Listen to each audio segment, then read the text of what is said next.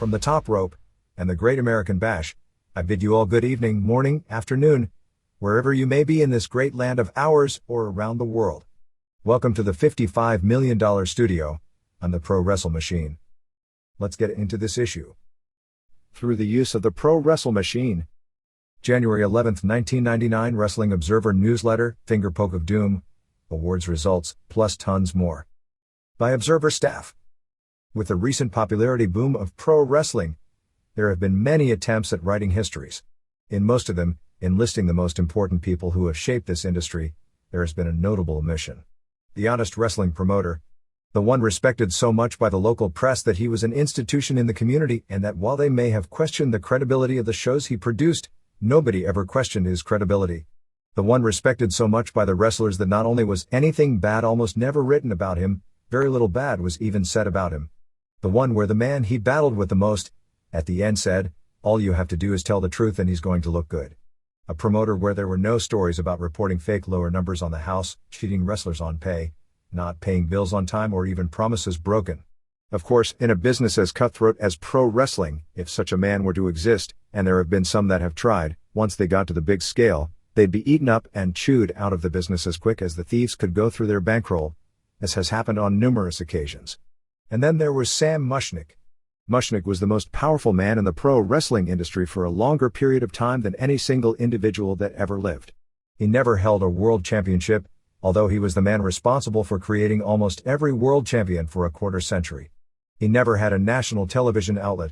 He never even really ran a wrestling territory.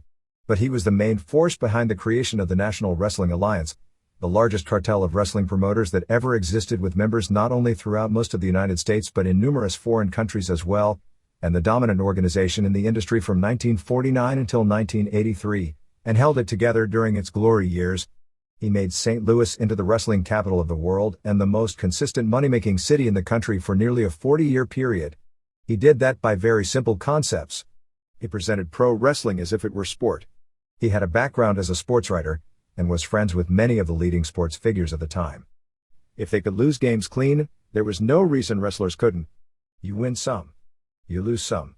Anything that threatened his product's credibility, threatened his credibility, and because he moved with the high rollers, politicians, social elite and mobsters of the town, he wasn't going to allow anything that would threaten his standing, or by having people around town saying that they went to his show and got screwed, or laughing about something silly he was presenting. Because of that, St. Louis pro wrestling had its own brand of absolute logical and weird version of almost total credibility in a very uncredible business. When a wrestler made it to the top in St. Louis, they weren't just a star in one city, they became a star everywhere they went. And stars weren't a flavor of the month. Wrestling had its history and legacy in the town. If you were once a star, you would always be treated as a star. Every time you returned, you were still a star. While today's fans often forget matches a day or two after they take place, those fans remembered matches, sometimes for decades.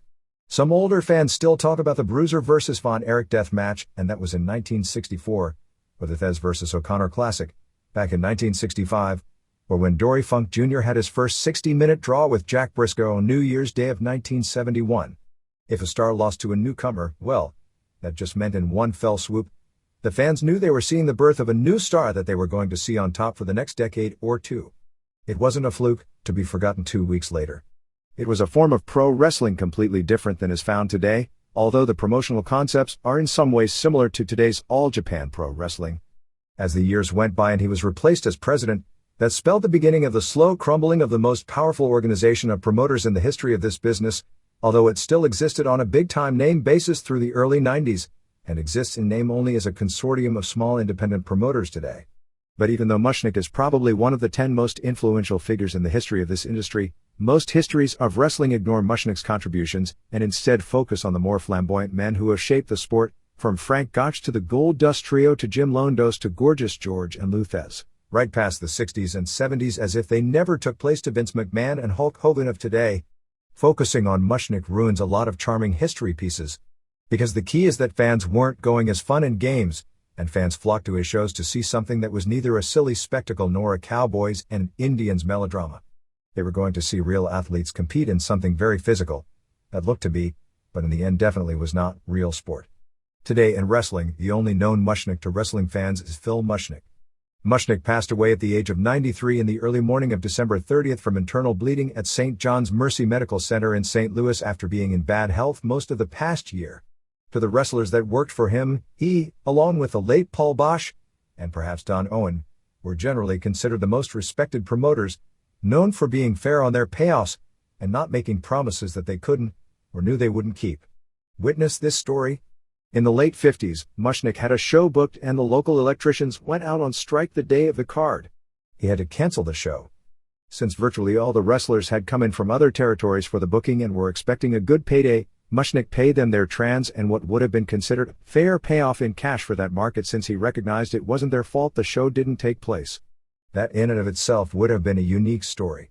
A little while later, after a closed-door meeting, Hans Schmidt, one of the headliners at the time, came back with all the money in hand.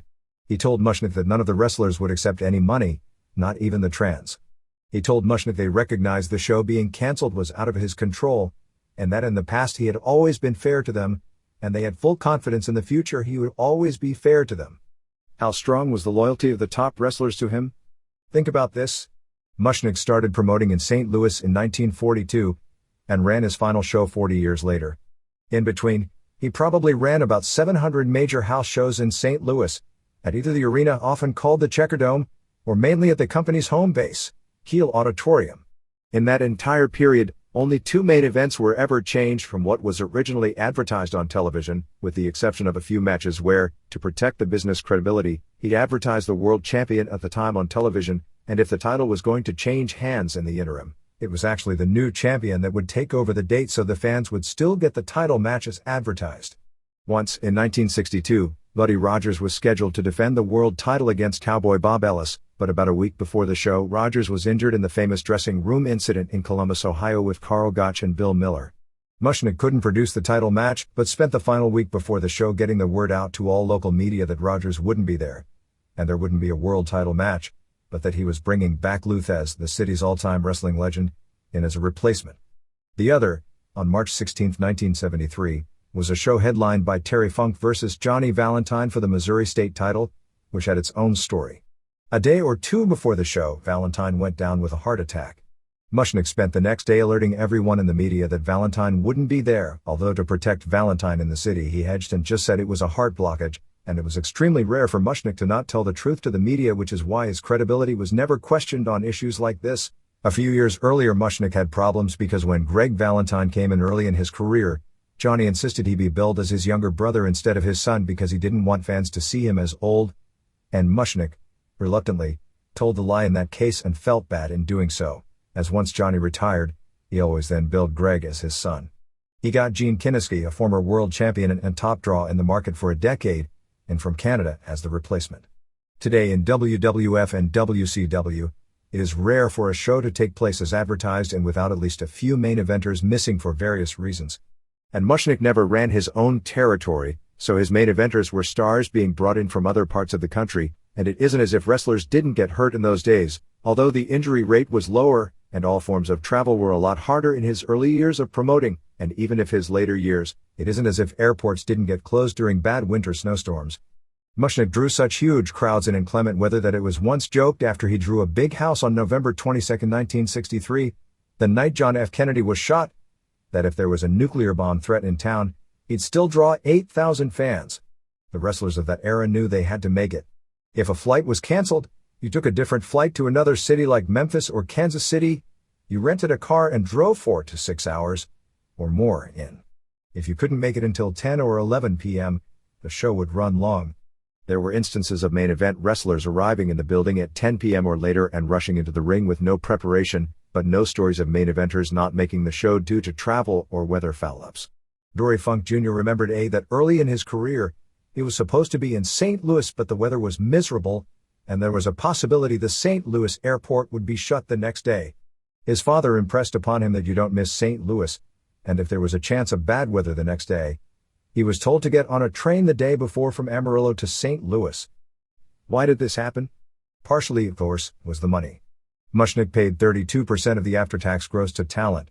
There were hotter cities at various times, but consistently with the exception of 1955 to 1958 when there was no local television, with the exception of Madison Square Garden, which ran less often and paid 16% to 18% to the wrestlers but generally had much bigger grosses.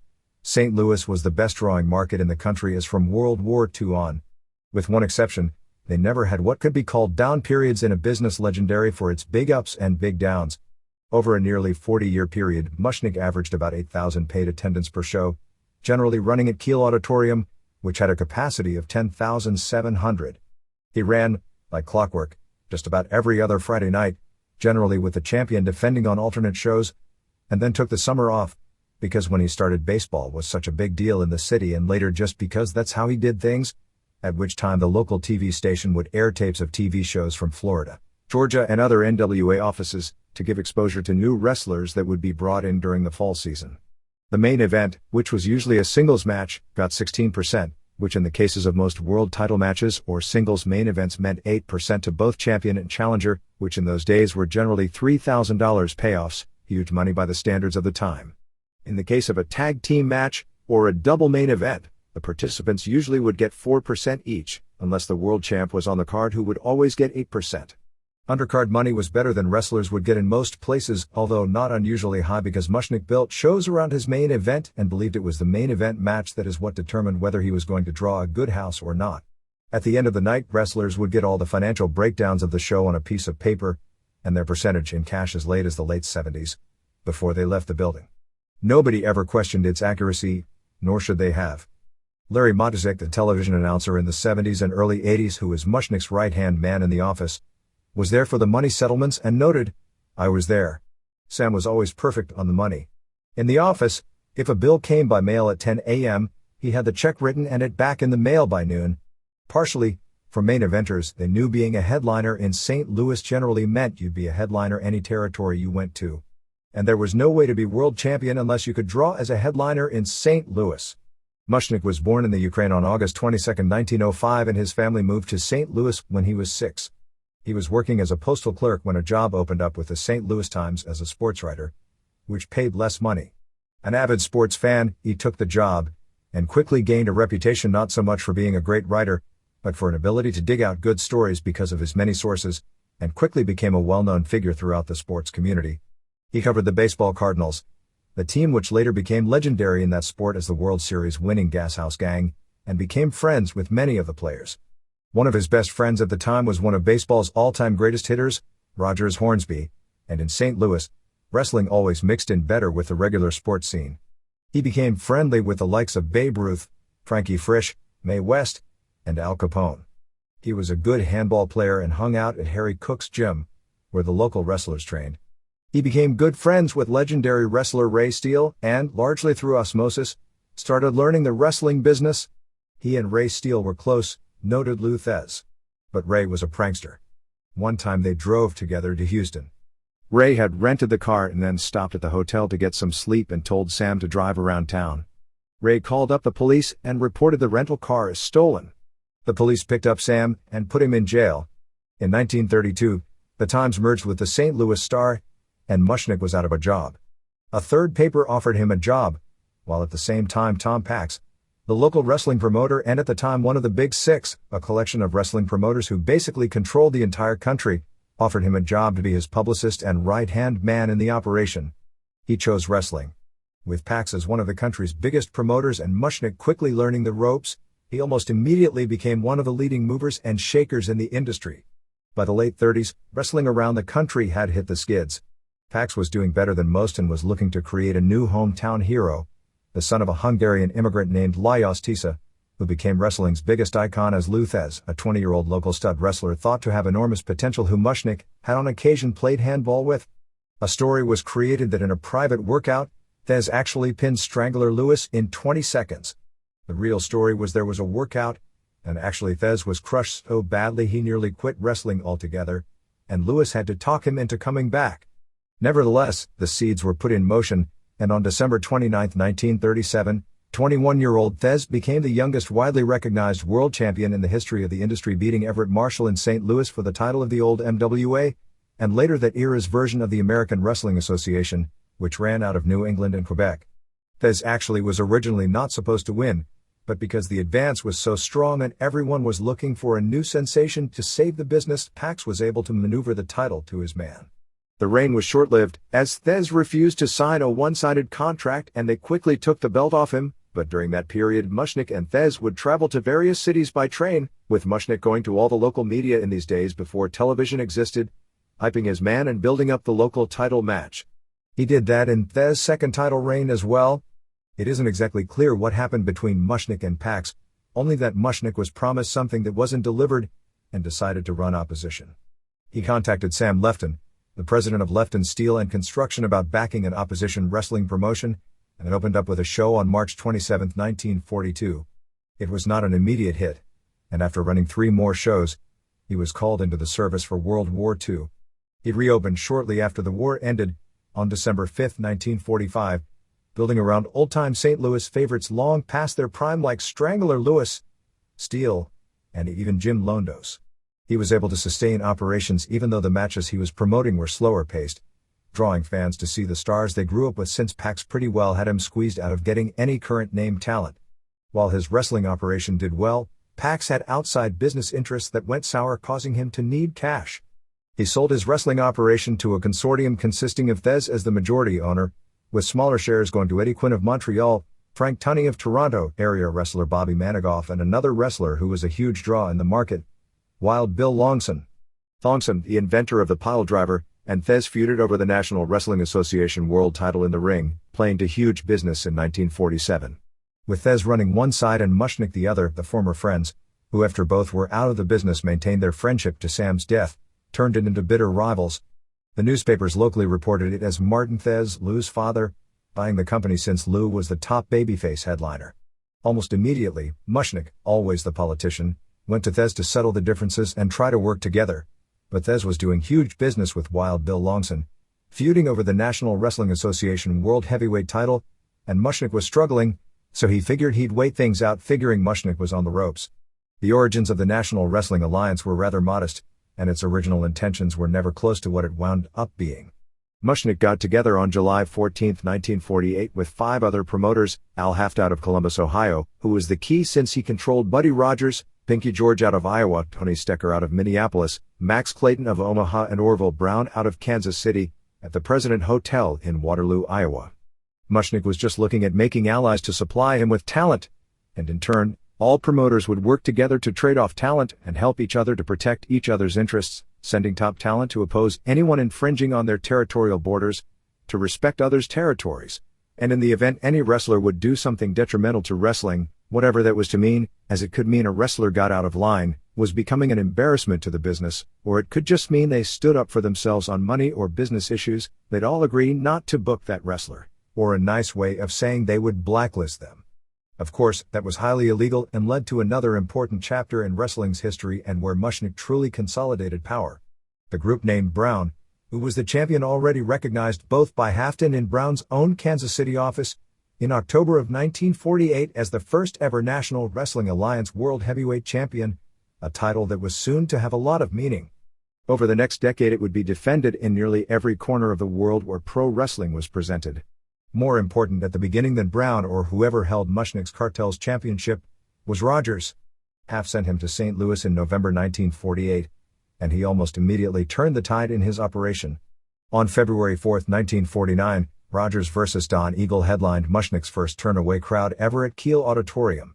Nobody ever questioned which of the two drew the house. With Rogers on top, Mushnick started winning the war, and was able to pay back Lefton and gain financial ownership of the office.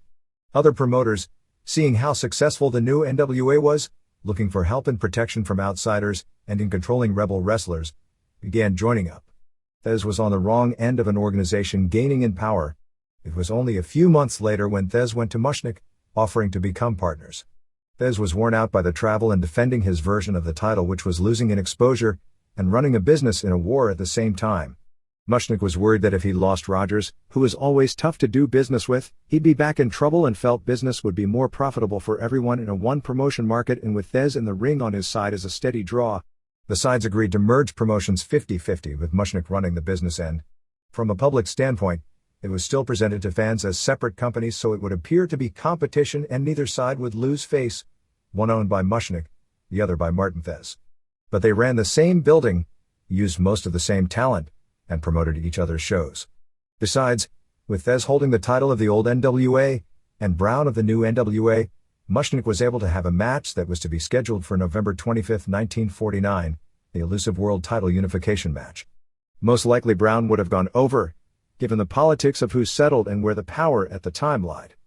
But the match never took place, as 3 weeks earlier, Brown suffered a serious automobile accident, which at the time was thought to have ended his career. By default, Thez was named champion. The rest of the alliance went along with it. Being Thez by this time already had a reputation as being one of the biggest stars in the game and had made a name as champion all over North America.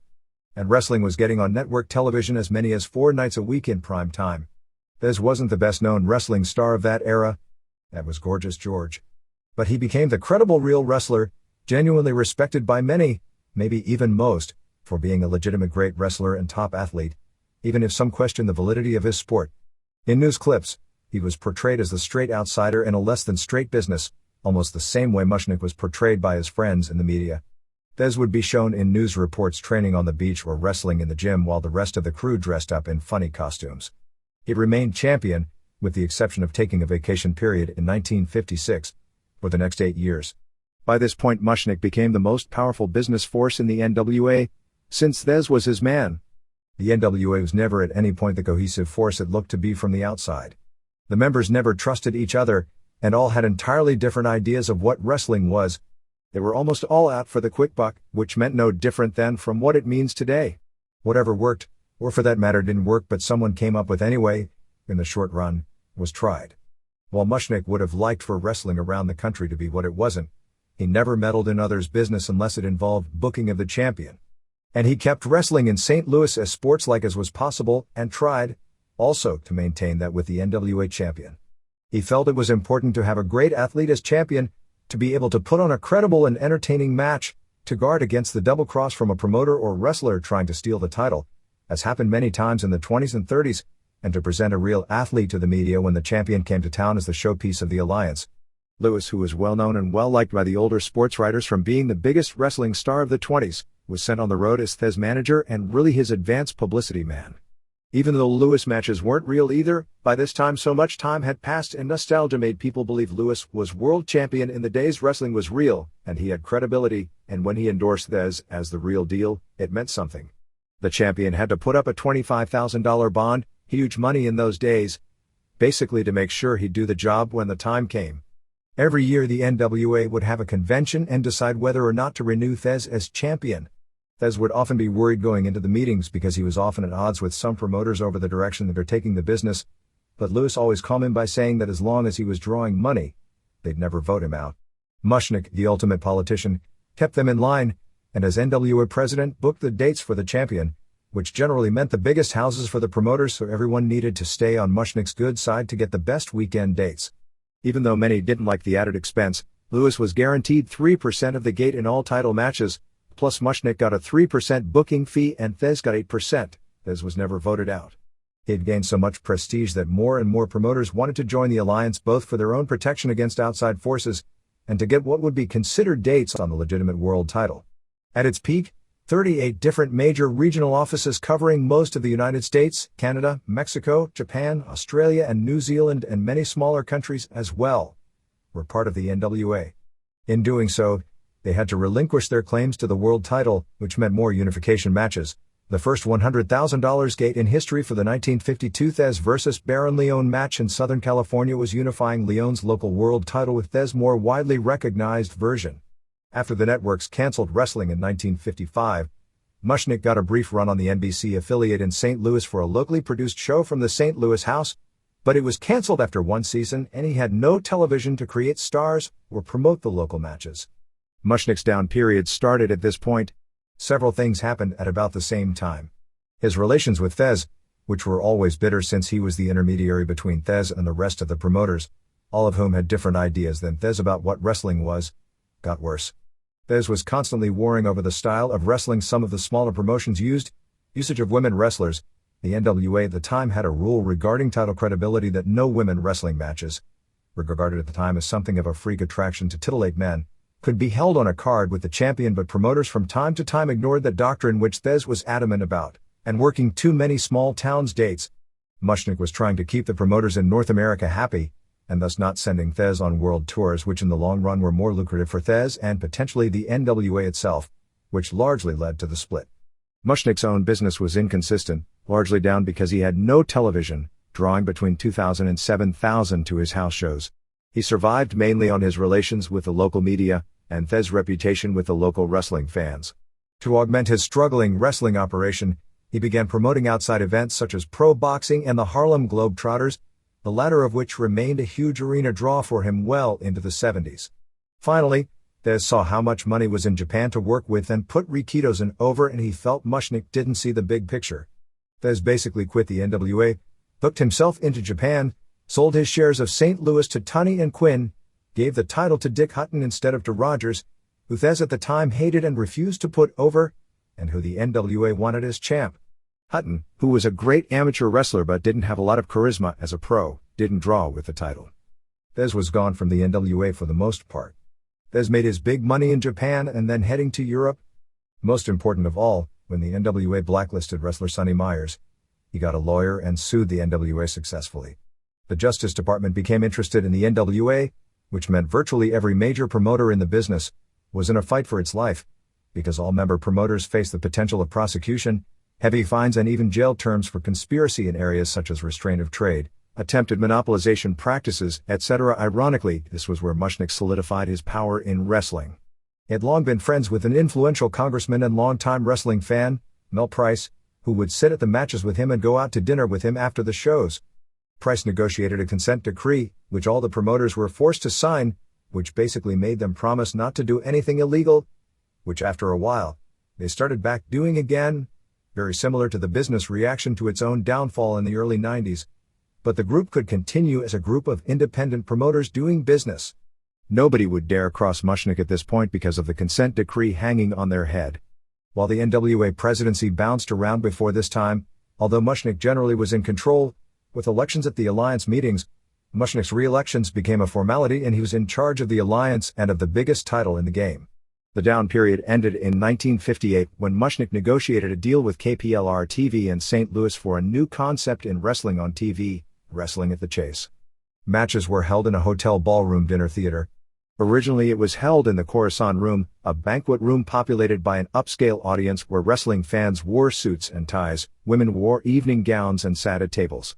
Mushnick took the title from Hutton and gave it to New Zealander Pat O'Connor, who later became his booker, winning it January 9, 1959 in St. Louis.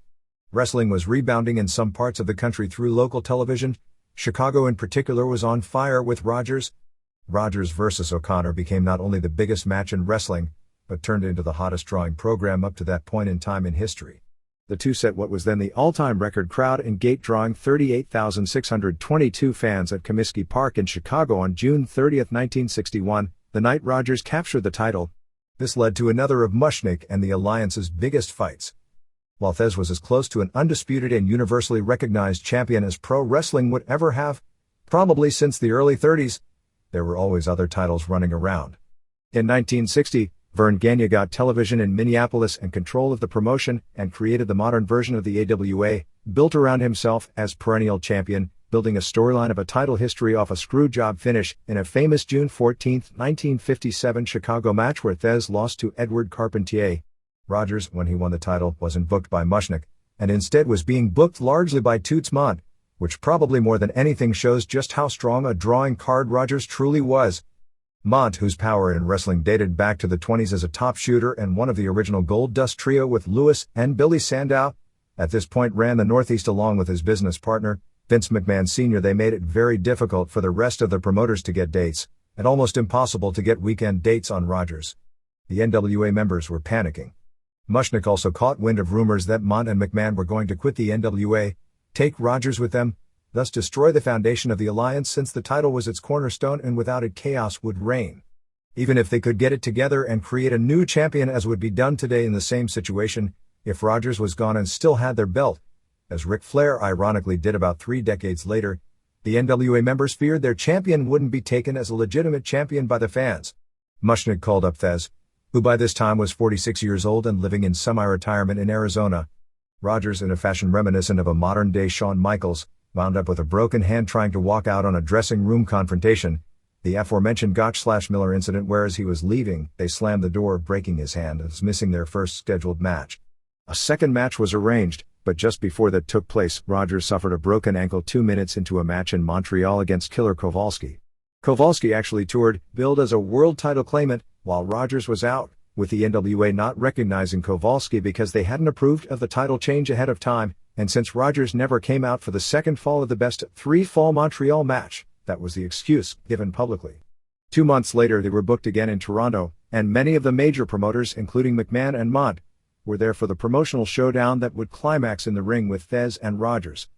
Mushnick had decreed if Rogers didn't get in the ring and do the job, his $25,000 bond would be forfeited to charity. And with Thesz there, unless he never got in the ring, he was going to be doing the job one way or another. And since it was known that McMahon was grooming Bruno Sammartino to be his champion, he made sure, for title credibility, that Thesz beat Sammartino in their now famous Toronto match a few months later. McMahon and Mont publicly claimed that since the Thesz-Rogers match was one fall, and because Thesz was semi-retired and not the legitimate top contender, that they weren't recognizing him as champion. Rogers appeared with a new belt, pulled the Worldwide Wrestling Federation title a few weeks later, having won the first of those legendary Rio de Janeiro fictitious tournaments, and almost immediately dropped the belt to Sammartino in 47 seconds in Madison Square Garden shortly after whatever exactly happened, or didn't happen to Rogers' heart, which wound up taking Rogers out of pro wrestling for years. Nevertheless, as always the politician and businessman, Mushnick, McMahon and Mont had several meetings in 1965 about unifying the title, creating a Thesz vs. Sammartino match on closed circuit that had never been done before, and would be the biggest match in history. It never took place for a number of reasons. The agreement made by Mushnick, McMahon and Mont would be for Sammartino to win the first match, and keep the title for 1 year, and Thesz would get it back. They'd end up unifying the belts. Mushnick would get both a $50,000 payoff from McMahon and Mont for buying the title belt for 1 year, and Mushnick would also bring the powerful Northeast Territory back in the NWA. Thesz didn't trust they'd ever give it back and was reluctant to do the job, and asked for a $100,000 guarantee for doing the job, an exorbitant price in those days, which McMahon balked at. Sammartino, when seeing the schedule he was going to be under as unified WWF and NWA World Champion, being on the road 28 days per month, also balked. The match never took place, but for his part in not going along with Mushnick's plan, Thesz's days as NWA Champion were about to end for good. On January 7, 1966 in St. Louis, Gene Kiniski captured the title, a decision somewhat controversial among some NWA members since Kiniski had just come off working WWF and putting over Sammartino, which in those days, as silly as this sounds today, made a lot of people then consider Sammartino as the real champion. It wasn't until 1972 when the WWF finally rejoined the NWA, although with their own title, renamed WWF Heavyweight Champion as opposed to World Heavyweight Champion, and in WWF arena programs during the 70s, the NWA Champion was always billed as the World Heavyweight Champion, with the exception of a unification angle involving Harley Race and Bob Backlund. The NWA Champ didn't appear in WWF cities. Kiniski held the title for 3 years, before having a showdown with the promoters at an alliance meeting, and it was his time to go. Dory Funk Jr., only 27, the son of the wily promoter of the Amarillo Territory, was the controversial choice at first due to his lack of national experience and the feeling he was manipulated into the position by Dory Sr., but his critics fell by the wayside rather quickly as he proved to be not only a great worker in the ring, but a tremendous draw as champion, and held the title for more than 4 years from February 11, 1969 through May 24, 1973, and is generally remembered as the prototype of the NWA champion of that era.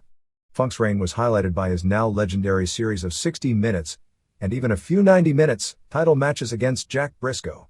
Briscoe, who was a huge star in Florida already and had wrestled for the title a few times as a regional hero, became a national superstar when he and Dory went to the first of their many 60-minute draws and first of their many sellouts for Mushnick on January 1, 1971, putting perhaps the hottest feud of that decade on the international stage since everything in St. Louis became big news in Japan due to the magazine coverage.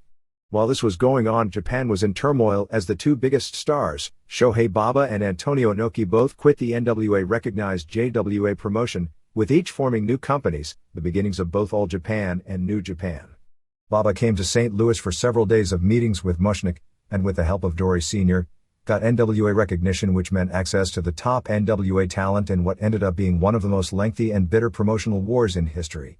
Getting the title from Funk Jr. proved to be another headache for Mushnick, as there was a Rogers-like incident of him suffering a shoulder injury just days before he was scheduled to lose to Briscoe in Houston on March 2, 1973. Briscoe and Terry Funk were sent on the road to fulfill the champions' dates for the next 9 weeks, putting over local favorites in every territory to make them stronger when Briscoe returned to the markets with the belt. As it turned out, Funk Jr., shortly after returning from the injury, dropped the title to race in Kansas City to set up the new era, with Briscoe getting the title in Houston on July 20, 1973. Briscoe turned out to be Mushnick's last hand-picked NWA champion, but not his last hand-picked champion. In 1975, at the age of 70, Mushnick officially resigned as president of the NWA, and at the alliance meetings, Jack Adkisson, Fritz von Erich, took over. The actual story was not quite as nice. Mushnick's primary job as NWA president, besides to settle territorial disputes, was to book the champion, and he received his 3% commission of the after-tax gross on all NWA title match shows, which in those days had grown to approximately $100,000 per year. Several of the alliance members wanted to get the power from Mushnick, and the Justice Department consent decree by this time was ancient history. While Atkinson took over as president, Jim Barnett was given the job of booking the dates of the champion by agreeing to do the same job for free. While historically, this was the period where the champion started doing far more screw job finishes, as nobody oversaw how the champion was being treated or cared about credibility any longer. The alliance members, as usual, saw getting a freer hand in title matches in their territory, since Mushnick would always pressure that the champion needed to win his programs at the end and not do finishes that were too silly, even if they could do draws and DQs to keep a program going, plus the ability to keep more of the gate for themselves when booking the champion. And the Southern power base of the NWA, the likes of Eddie Graham and Barnett, and the Welch clan, had formed their own clique and was looking at taking control of the organization, with Adkisson as the compromise choice as president before it went to Graham. "I can remember Harley Race and I were talking before he had a meeting with Sam begging him not to resign," said Matuzik. "He said how Sam was old and behind the times, but he said if Sam gave this up, this whole NWA business is going to collapse." Fritz and Graham were great disappointments to Sam. He thought they would run it based on what was good for the NWA, but they only cared about what was good for Texas and Florida. In 1970, Gus Karras, who ran Kansas City, had bought out Quinn and Manigoff. A few years later, O'Connor, Bob Geigel and Race bought out Karras. Eventually Vern Gagne bought half of Longson's 15%, which Geigel and O'Connor didn't like because they felt it meant Sam would use more AWA talent instead of Kansas City talent underneath. When Longson died, Geigel, Race and Gagne bought the other half.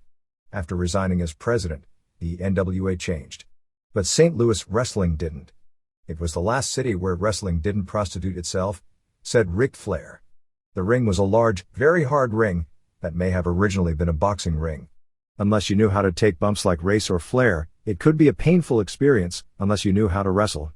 The crowd was by far the most educated and appreciative in the country toward wrestling itself. It was sold to them as a sport, where the winning and losing in every match moved you that much further up or down the pecking order. It was a constant story of young star of the future, or older veteran coming to town, getting some wins, and challenging for the title. There was blood maybe a half dozen times every decade, usually reserved for the climactic Texas death matches, and in those matches, one guy won and the other guy was dead on his back. No foreign objects whatsoever. No low blows. And wrestlers, whether they be heels or faces, won clean, almost always with their signature winning hold. Finishes were not a negotiable item. One time in the early 70s, Lars Anderson came to town and balked about doing a job for Bobo Brazil, because Brazil was old and really couldn't wrestle, and this was a wrestling town. But Brazil was an established star and Mushnick protected stars, and was brought in for a reason. Anderson was told to leave and never worked in the city again. The fans there were more appreciative of hard work, noted Dory Funk. They were like the Japanese fans of today. If it wasn't hard work, they wouldn't accept it. It was the best NWA city. Sam catered to what his fans wanted. Prelim wrestlers couldn't use main event finishers, unless they had already established it as their winning move. You couldn't choke, or come off the top rope, or drop a knee to the throat, or rake the eyes. Only one man was allowed outside the ring at any time, even in the main event, unless it was specifically booked as a rare double count-out finish. All those moves kids growing up in other parts of the country were told proved wrestling was fake were for the most part eliminated by Sam, because he didn't want his social circle saying things to him like, "You know, if you really jumped off the top rope with a knee to a guy's throat, he'd be dead." Run-ins almost never existed. Well, there was one in 1961 when Rogers wouldn't break the figure four on Bill Dromo, billed as a young protege of Valentine, and Valentine ran in and cleaned house to build to a big title gate. There was another in 1980 when Harley Race replaced an injured guy in a tag match and was pinned by Ted DiBiase, instantly making DiBiase into a credible world title contender, and there's more to that story as well. On the surface, to a fan today, it sounds like the matches must have been boring and had no heat. Fans from other cities may have viewed the television show with just straight wrestling, straight announcing, and for the most part, with few exceptions like Dick the Bruiser, straight sports-like interviews, and maybe 2 angles a year, usually to build a main event when Mushnick booked a show at the larger Checkerdome, as boring. But it drew tremendous ratings and, with the exception of the news, was the top-rated locally produced program in the market, doing 8.0 to 12.0 ratings. It was like All Japan at its peak when it went to the all-clean finish format. It was never like All Japan where every finish was clean, but most were. Every blow-off was a pin, remembered Maduzik, who had a hand in the booking. At the end of a program, somebody is going to win and somebody is going to lose. We sold it on television as you had to win to get the big match. With all those rules, St. Louis still had the reputation, from all accounts deserved, as having the best wrestling matches in the country. Some would argue that from top to bottom, because there were no angles or issues built into the prelim matches, which often featured Kansas City workers, other than a guy was going to win and you'd see how high on the card he'd climb. That a lot of territories had better undercards, but it was pretty well agreed no city could match St. Louis consistently for the main events because it was top talent versus top talent in long 2 out of 3 fall matches. Usually, the city's most popular wrestler was Bruiser, who could do little by the 70s and nothing by the 80s, but for whatever reason, because he was different from the rest, he was over and drew as well as anyone, particularly since he never got the big title. His main events weren't classics, although people like Flair, Dick Murdoch and Funk were said to have carried him to some surprisingly good matches. One time Jack Briscoe had a 60-minute draw with Brazil, or Dory Jr. had to go 60 minutes with Rufus Jones, and those were not exactly stuff legends were made of. But most of the time the main events in that era had names like Dory Funk Jr., Briscoe, Race, Valentine, Kinniski, Murdoch, the biggest names and the best workers of the era. By the late 70s, the aforementioned names, with the exception of Valentine, whose career was ended in a 1975 plane crash, were still around, and people like Flair, Bruiser Brody, David Von Erich, DiBiase and Ken Patera were added to the headline mix. It was like nothing I'd ever seen before, said Flair, who debuted in the market in 1978 after only having worked regularly in the AWA and the Carolinas. The Carolinas were a virgin territory as well, but they'd seen a lot more blood. The fans there treated it like it was a sport. If a guy just pulled hair, the fans would go crazy. I loved wrestling there. The media really looked at Sam as being a legitimate sports figure, and the wrestlers had great notoriety in that town. He was like the David Stern of St. Louis. It wasn't until 1969 that Mushnick even let a manager into the city, Bobby Heenan, and that was largely because Blackjack Lanza had turned into a major draw in Chicago and other Midwestern cities with a legendary feud with Bruiser, and Heenan was his heat. Even when Lanza was pushed to the top, and was responsible for turning Bruiser babyface in St. Louis as well, and Dick became the most popular wrestler in town, and later Lanza drew a sellout at the Checkerdome challenging Dory for the world title, everyone knew Heenan was far more responsible than Lanza for it getting over. Mushnick paid Heenan opening match money, figuring that the man in the ring deserves the big payoff. Once on TV when they were building Lanza, Heenan did a spot where he tripped the opponent, and the refs, taught to treat it as a shoot, immediately DQ'd Lanza. It was a very rabid crowd, and they hated when the heel would win clean in the main event, and often were close to riding in that situation. But Mushnick felt when a heel had to win because he was being built up for something big, or he'd have the champ play subtle heel because the crowd always wanted to see the elusive history-making title change that they only saw once every few years, and had to maintain credibility of the title, so the win had to be clean.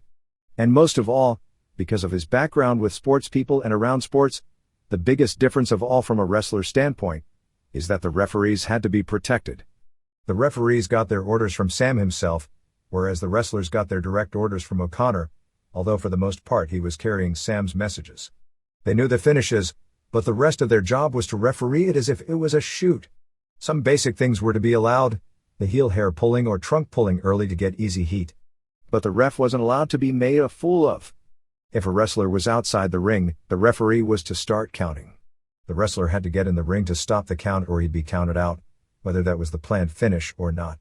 Among his referees were Babe Martin, a former St. Louis Browns baseball player, Joe Schoenberger, the head of all youth baseball in the area and a well-known area Golden Gloves boxing champ, and Charles Venator, the number 2 man in the St. Louis post office. It was considered a prestige position to referee a world title match at the Kiel. The ref had to get on his stomach to make the counts on near falls because that's truly the only way to see if the shoulders are up. Refs who, due to ring injuries, like Sonny Myers or Terry Garvin, couldn't get down past one knee, weren't allowed to ref matches with near falls. If the ref told a wrestler to break, they broke. A wrestler couldn't grab the ropes or put their feet on the ropes for cheap heat, because the ref would have to immediately break it or be taken for a fool. There was no touching a ref. Refs did get bumped maybe 2 or 3 times a decade for controversy in world title match finishes to build a return, but there would be no controversy of that sort in the eventual blow-off. Refs were instructed that, even in a world title match, if the wrestler doesn't get the shoulder up, you count 3. It's the wrestler's job to make it look real and not the ref's job to protect the wrestlers when they don't do their job. Even Dick the Bruiser or Bruiser Brody, when they were yelled at by the ref, knew they had to take a step backwards and sell to get over that the ref was in control of the match. On February 10, 1973, Terry Funk was brought in for a TV taping to win the Missouri state title, which automatically set someone up for a world title match. Being that Dory was supposed to lose to Briscoe, it would eventually put 2 Funk brothers in the title chase. Mushnick wasn't at the tapings until late due to a social engagement. Booker O'Connor accepted a finish since it was going to be billed as a no DQ match, where Funk was to hit Valentine in the knee with a chair. Chairs had never been used in St. Louis previously.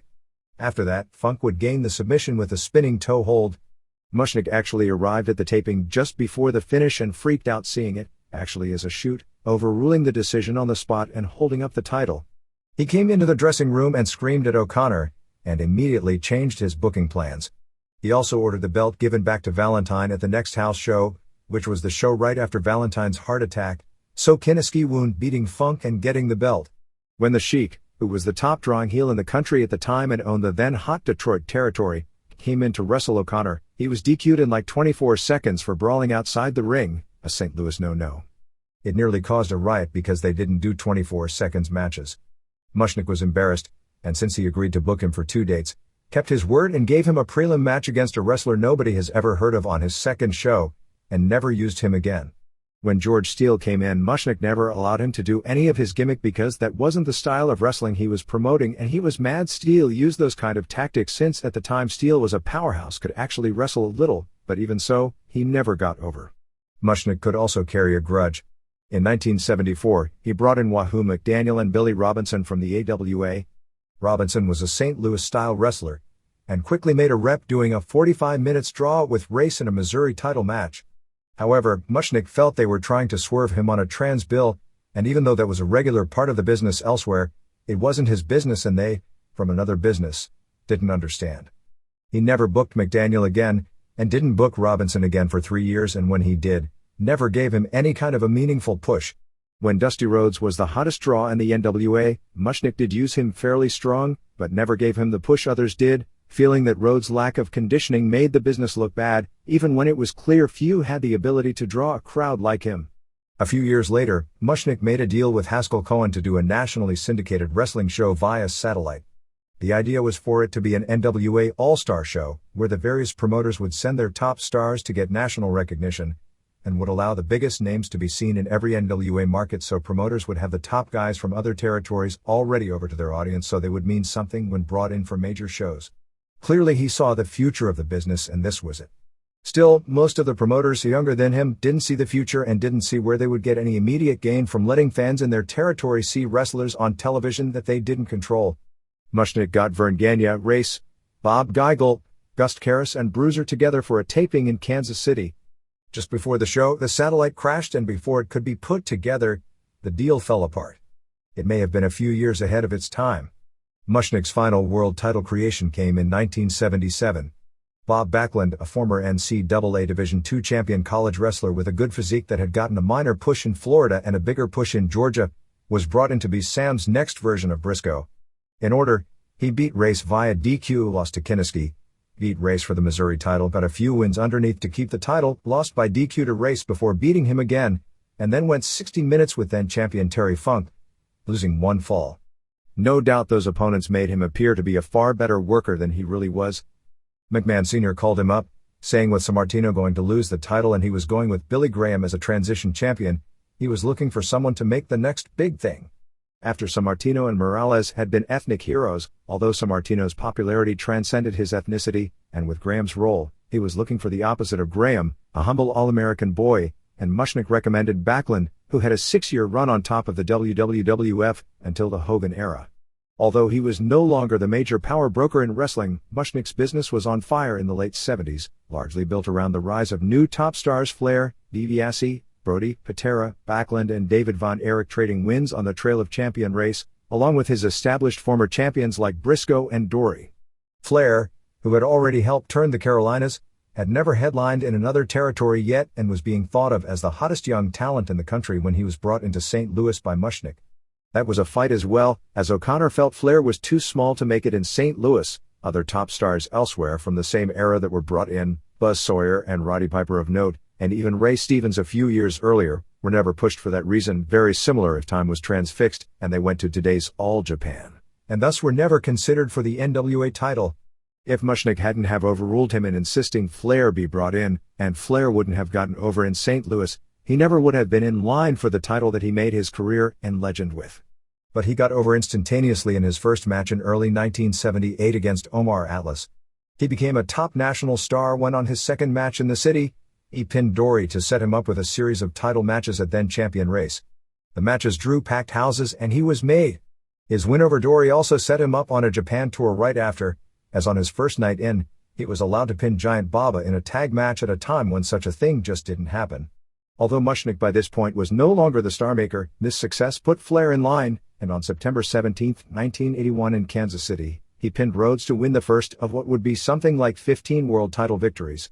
In a rare angle, Von Erich bloodied up and pinned Race in a non-title match on TV using the claw, a match which aired in various markets around the country and made him more than just a Texas star.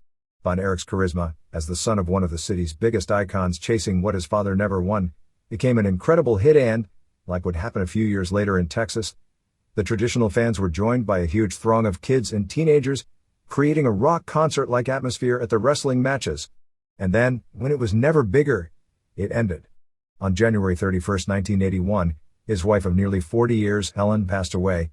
He had fought one war after another trying to keep the promoters in line, and keep the credibility into a business that had none and was getting worse all around him.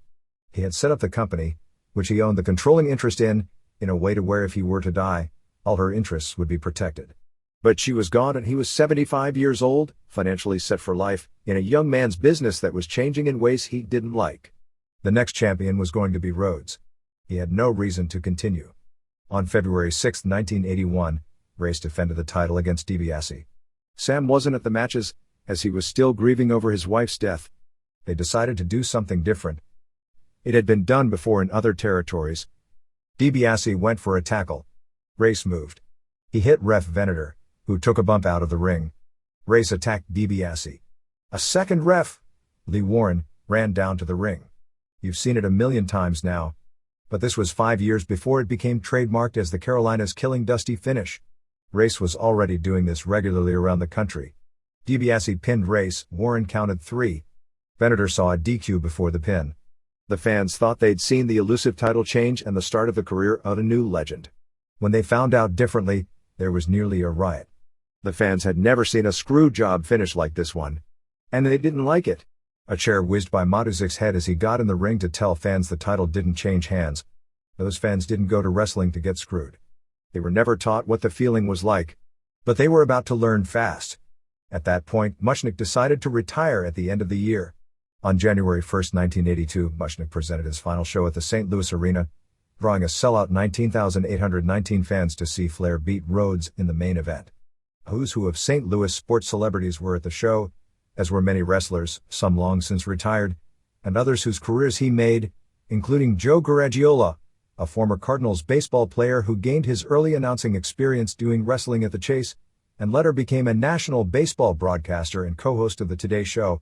The modern promoters, Gagne, Geigel, Race and O'Connor, got St. Louis for themselves, and ran it into the ground in 2 years with all the modern ideas, along with the no-shows and screw job finishes the fans weren't used to. This created so much goodwill locally that crowds dwindled and they lost their local TV.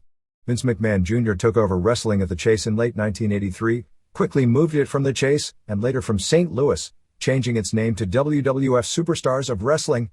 On McMahon's first episode of Wrestling at the Chase on December 27, 1983, Hulk Hogan, Gene Okerlund, David Schultz and Roddy Piper all made their initial appearances of that WWF run, the former three walking out on Gagne just as he was ready to do a lucrative winter run. The war was on. St. Louis was the first battle zone. McMahon ran his first show in St. Louis a few weeks later and drew a turnaway crowd to Kiel. After a lengthy battle in which the WWF generally outdrew the NWA in the NWA's flagship city, in the short run both sides lost, as after a year or so of both sides doing good business with Hogan and Flair respectively, representing a style of wrestling the fans hadn't grown up with, each side was suddenly struggling to draw 3,500 fans per show. Eventually the NWA succumbed to its inability to organize, not just in St. Louis, but in every market, and with McMahon destroying them from the outside, and Jim Crockett destroying what was left of them from the inside a few years later by taking the champion and top draw, Flair, as his own full-time regular instead of circuit traveling to what was left of the Alliance companies. The Alliance fell victim to modern realities and the inherent insatiable greed of those with the power. Crockett bought out Sam's partners, who had been beaten down by McMahon, and he continued a losing fight for this legendary wrestling city that nobody could make any money running. And with it, basically Sam's place in the selective amnesia version of the history of wrestling. If Sam had been younger and healthier, the results may have been different, Matuzik noted. He had the connections with NBC. He'd have learned about pay-per-view as quick as anyone. It wasn't until recent years with wrestling's latest boom that the new fans base has made St. Louis no different from any other city. With business struggling for everyone, WWF did a Mushnick night in St. Louis, and actually sold it out based on honoring him, one of the only, if not the only promoter in history fans ever sold out a house twice to honor. In the summer of 1986, they held a tournament for the Sam Mushnick Cup. Mushnick agreed to do it with only one stipulation: the final had to be a St. Louis wrestling match, and coming down to race beating Ricky Steamboat clean for the cup. That's exactly what it was. Mushnick was friends with Jim Herd, and actually gave Herd advice at times when he ran WCW, but Herd didn't understand much of it, and his reign was a total failure. Perhaps Sam's concepts were outdated by then, but people were saying that about them for 25 years. How could they say he was behind the times? Matuzik questioned. Isn't the ultimate job to put asses in the seats and get people to watch on television? It didn't matter. Herd's concepts never had a time or place. Mushnick came to a few WCW shows during its early history, most notably as a guest to see the Flair vs. Steamboat Classic from New Orleans on April 2, 1989. And his final public appearance at a pro wrestling event was for the WWF's October 6, 1996 Bad Blood pay-per-view at the New Kiel Center with Undertaker vs. Shawn Michaels in the Hell in a Cell match, where of all things, the WWF honored many of the former NWA champions with glowing on-air testimonials written by Jim Cornette, although McMahon, doing the announcing, couldn't bring himself to refer to them as anything more than local St. Louis legends. Mushnick's death was front-page news in St. Louis. An article was written a few days later in the St. Louis Post-Dispatch sports section, listing the Sweet 16 the most famous matches and rivalries he promoted from the late 50s on, about as far back as anyone's memory would go: Thez vs. Whipper Watson, Thez vs. Kowalski, Rogers vs. Valentine, Kinniski vs. Ellis, Thez vs. O'Connor, Bruiser vs. Von Erich, Thez vs. Kinniski, Bruiser vs. Lanza, Race vs. Valentine, Terry Funk vs. Kinniski, Dory vs. Briscoe, Race vs. Dory, Race vs. David Von Erich, Bruiser vs. Flair, Andre vs. Brody and Flair vs. Brody. Neither WWF nor WCW acknowledged his death on any of their programming this past week. Perhaps in its own way, the lack of acknowledgement that this business has a successful past may predicate similar stories 30 or 40 years from now when the time comes to acknowledge today's innovators. In this industry, the day the company dies, all its history and accomplishments die with it. Those who were in power for that moment rewrite history and who the historical figures were to fit their own egos and needs. But in nearly 5 decades being a prime mover and shaker in the business, Mushnick never created any innovative angles or thought up new promotional concepts or storylines. But nobody was ever responsible for creating more wrestling legends, or had more to do with shaping the business for 3 decades around the world. But in the future, others will do all that. But when it's over, will they be able to survive in this business for that length of time, and still come out of it as honest men? And when the final chapter is written on any of their lives, will the people that knew them best, as legendary sports writer Bob Braid wrote this past week, say about them, that they were the head of a den of thieves, and they brought honor to the den?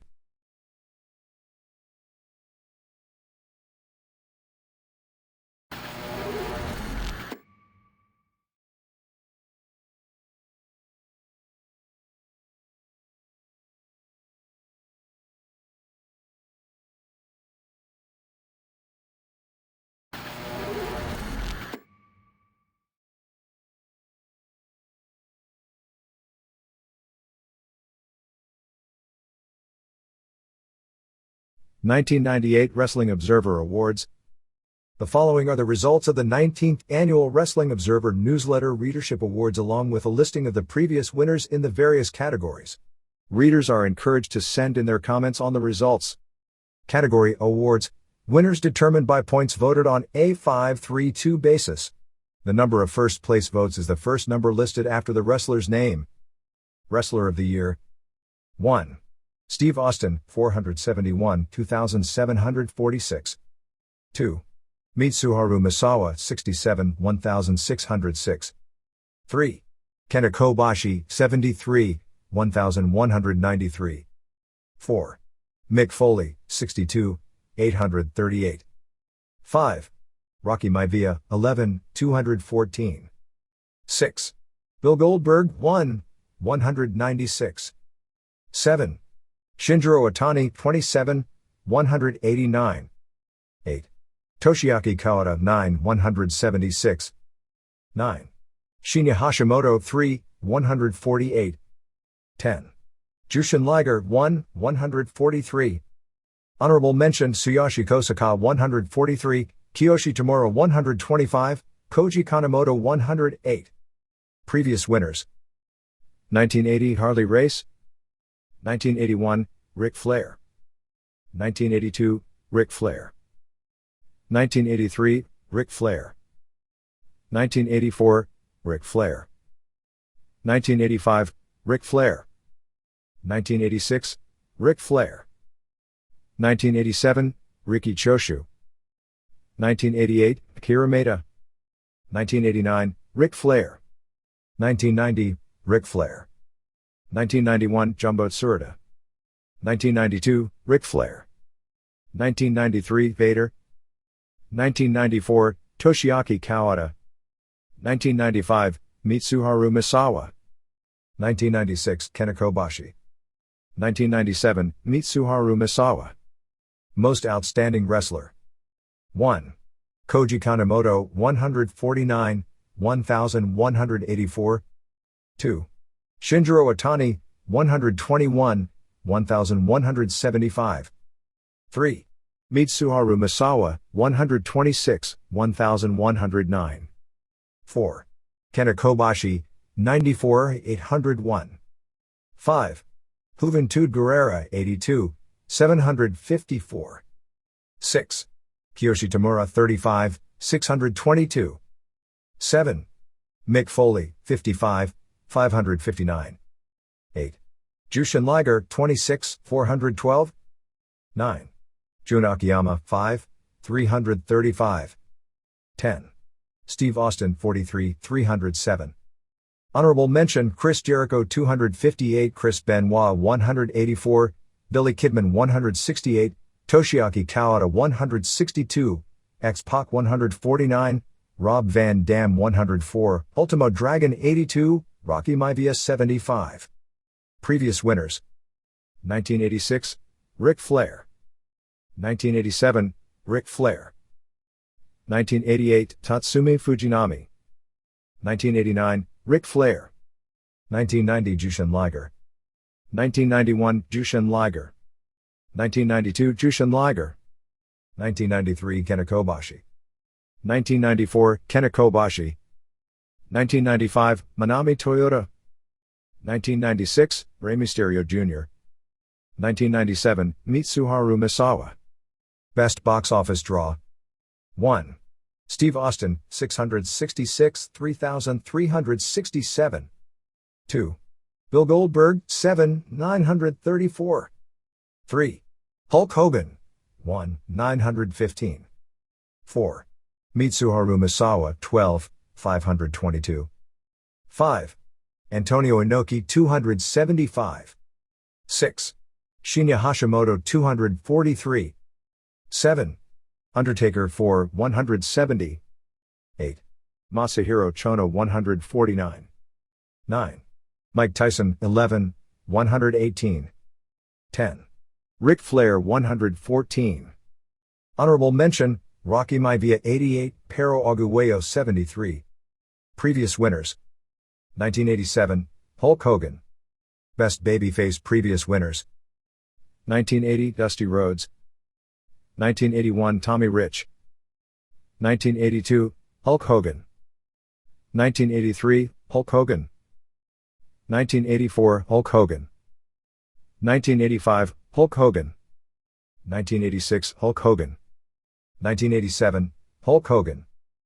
1988 Hulk Hogan. 1989 Hulk Hogan. 1990 Hulk Hogan. 1991 Hulk Hogan. 1992 Sting. 1993 Atsushi Onita. 1994 Atsushi Onita.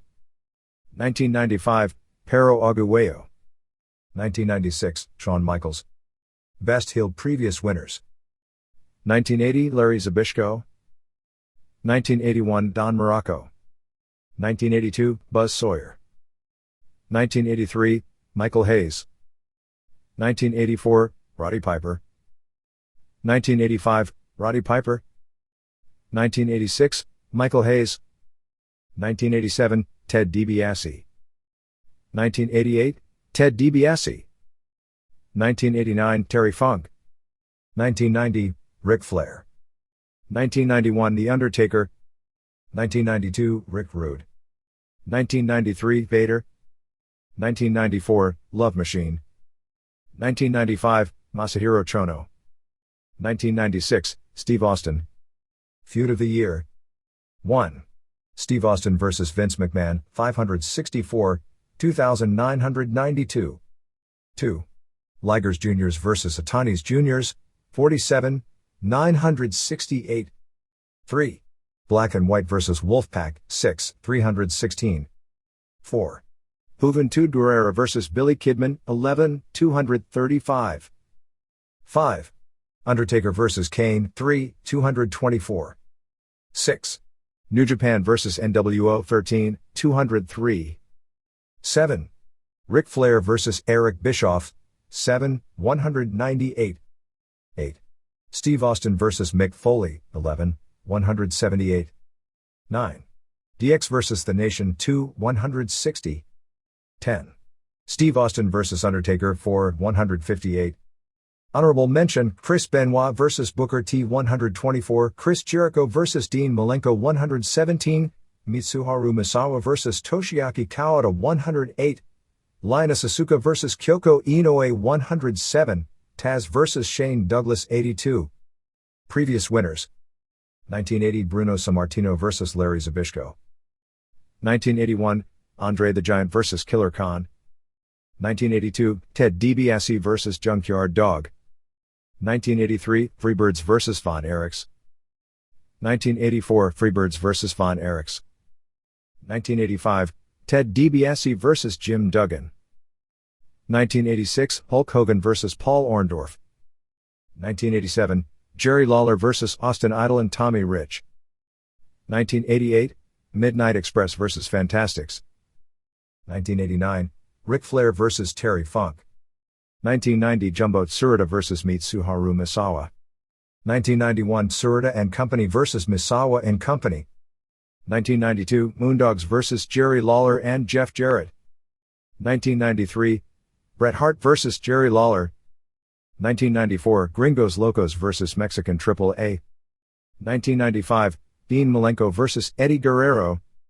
1996 WCW vs. NWO. 1997 Steve Austin vs. Hart Foundation.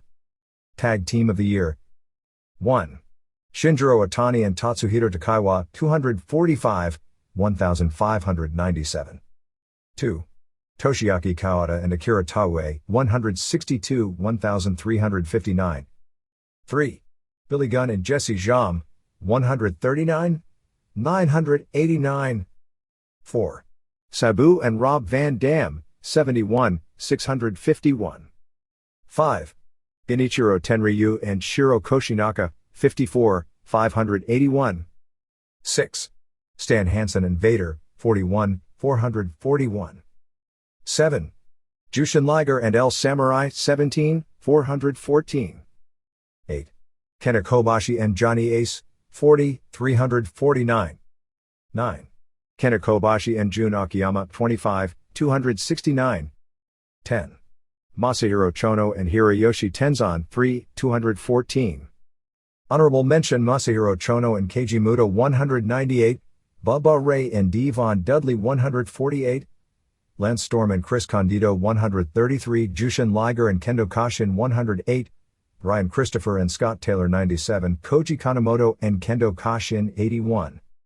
Previous winners: 1980 Terry Gordy and Buddy Roberts, 1981 Terry Gordy and Jimmy Snuka, 1982 Stan Hansen and Ole Anderson, 1983 Ricky Steamboat and Jay Youngblood, 1984 Road Warriors, 1985 Dynamite Kid and Davey Boy Smith, 1986 Bobby Eaton and Dennis Condrey, 1987 Bobby Eaton and Stan Lane, 1988 Bobby Eaton and Stan Lane, 1989 Shawn Michaels and Marty Jannetty, 1990 Rick and Scott Steiner, 1991 Mitsuharu Misawa and Toshiaki Kawada, 1992 Terry Gordy and Steve Williams, 1993 Brian Pillman and Steve Austin, 1994 Love Machine and Eddie Guerrero, 1995 Mitsuharu Misawa and Kenta Kobashi,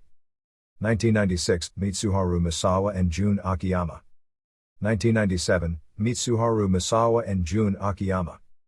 Most improved: 1. Rocky Maivia 191, 1322. 2. Billy Kidman 147, 1140. 3. D'Lo Brown 88, 722. 4. Ken Shamrock 16, 311. 5. Satoshi Kojima 28, 283. 6. Chris Jericho 16, 262. 7. Justin Credible 26, 225. 8. Kendo Kashin 25, 216. 9. Booker T 20, 196. 10. Michiko Omukai 23, 176. Honorable mention Yuji Nagata 169, Jun Akiyama 162, Yumi Fukawa 149, Juventud Guerrero 106, Chris Canyon 104, Balls Mahoney 88, Chavo Guerrero Jr. 88, X-Pac 86, Lenny Lane 70. Previous winners: 1980 Larry Zbyszko, 1981 Adrian Adonis, 1982 Jim Duggan, 1983 Kurt Hennig, 1984 The Cobra George Takano, 1985 Steve Williams, 1986 Rick Steiner, 1987 Big Bubba Rogers, Bossman 1988 Sting, 1989 Lex Luger, 1990 Kenta Kobashi, 1991 Dustin Rhodes, 1992 El Samurai, 1993 Tracy Smothers, 1994 Diesel, Kevin Nash, 1995 Johnny B. Bad, Mark Marrow, 1996 Diamond Dallas Page, 1997 Tatsuhiro Takaiwa. Best on interviews: 1. Steve Austin 265, 1739. 2. Mick Foley 247, 1516. 3. Chris Jericho 55, 1018. 4. Ric Flair 56, 737. 5. Rocky Maivia 14, 514. 6. Arn Anderson 47, 468. 7. Vince McMahon 38, 375. 8. Shane Douglas 16, 214. 9. Masahiro Chono 2, 106. 10. Rob Van Dam 68. Previous winners: 1981 Lou Albano and Roddy Piper tied, 1982 Roddy Piper, 1983 Roddy Piper, 1984 Jimmy Hart, 1985 Jim Cornette, 1986 Jim Cornette, 1987 Jim Cornette, 1988 Jim Cornette, 1989 Terry Funk, 1990 Arn Anderson, 1991 Ric Flair, 1992 Ric Flair, 1993 Jim Cornette, 1994 Ric Flair, 1995 Cactus Jack, 1996 Steve Austin, 1997 Steve Austin. Most charismatic. 1. Steve Austin, 504, 2889. 2. Rocky Maivia, 31, 1012. 3.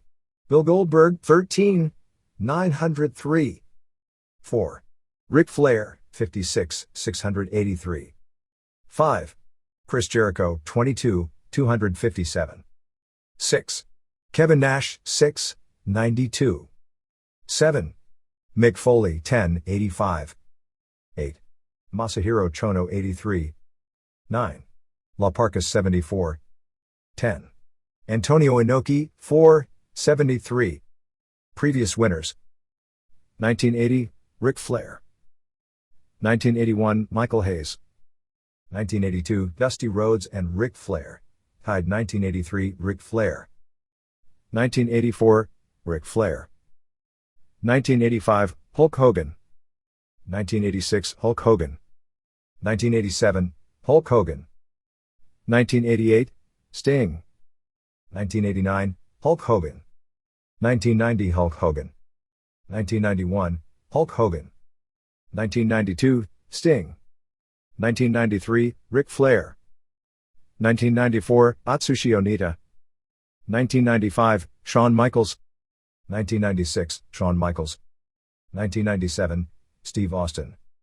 Best Technical Wrestler. 1.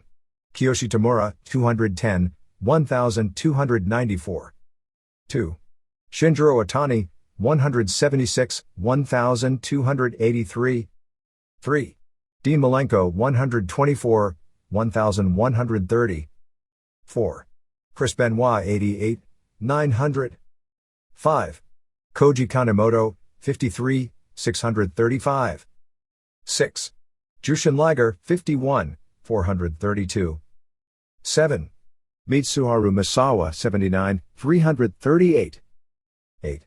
Tsuyoshi Kosaka, 17, 333. 9. Jun Akiyama, 14, 306. 10. Ultimo Dragon, 19, 281. Honorable mention Full Khan, 268, Kendo Kashin, 198, Bret Hart, 169, Juventud Guerrero, 128, Chris Jericho, 104, Ken Shamrock, 100, Owen Hart, 87, Dr. Wagner Jr., 86, Billy Kidman, 72. Previous winners. 1980, Bob Backlund. 1981, Ted DiBiase. 1982, Tiger Mask, Satoru Sayama. 1983, Tiger Mask, Satoru Sayama. 1984, Dynamite Kid and Masa Saito. Tied 1985, Tatsumi Fujinami. 1986, Tatsumi Fujinami. 1987, Nobuhiko Takada. 1988, Tatsumi Fujinami. 1989, Jushin Liger. 1990, Jushin Liger.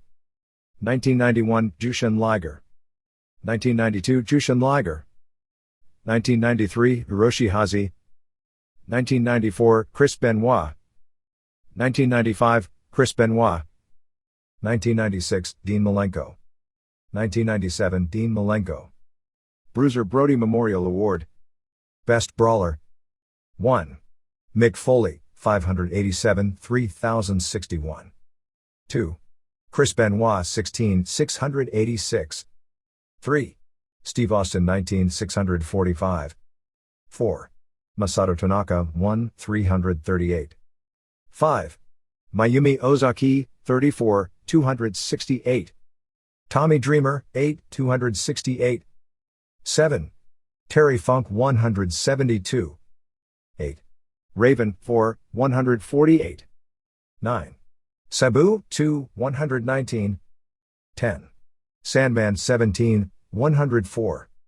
Honorable mention, Stan Hansen, 99, New Jack, 95, Ian Rotten, 89. Previous winners. 1980, Bruiser Brody. 1981, Bruiser Brody. 1982, Bruiser Brody. 1983, Bruiser Brody. 1984, Bruiser Brody. 1985, Stan Hansen. 1986, Terry Gordy. 1987, Bruiser Brody. 1988, Bruiser Brody. 1989, Terry Funk. 1990, Stan Hansen. 1991 Cactus Jack. 1992 Cactus Jack. 1993 Cactus Jack. 1994 Cactus Jack. 1995 Cactus Jack. 1996 Mankind. 1997 Mankind. Best Flying Wrestler. 1. Juventud Guerrera, 406, 2475. 2. Rey Mysterio Jr., 83, 750. 3. Hayabusa, 30, 603. 4. Billy Kidman, 13, 571. 5. Shinjiro Otani, 27, 405.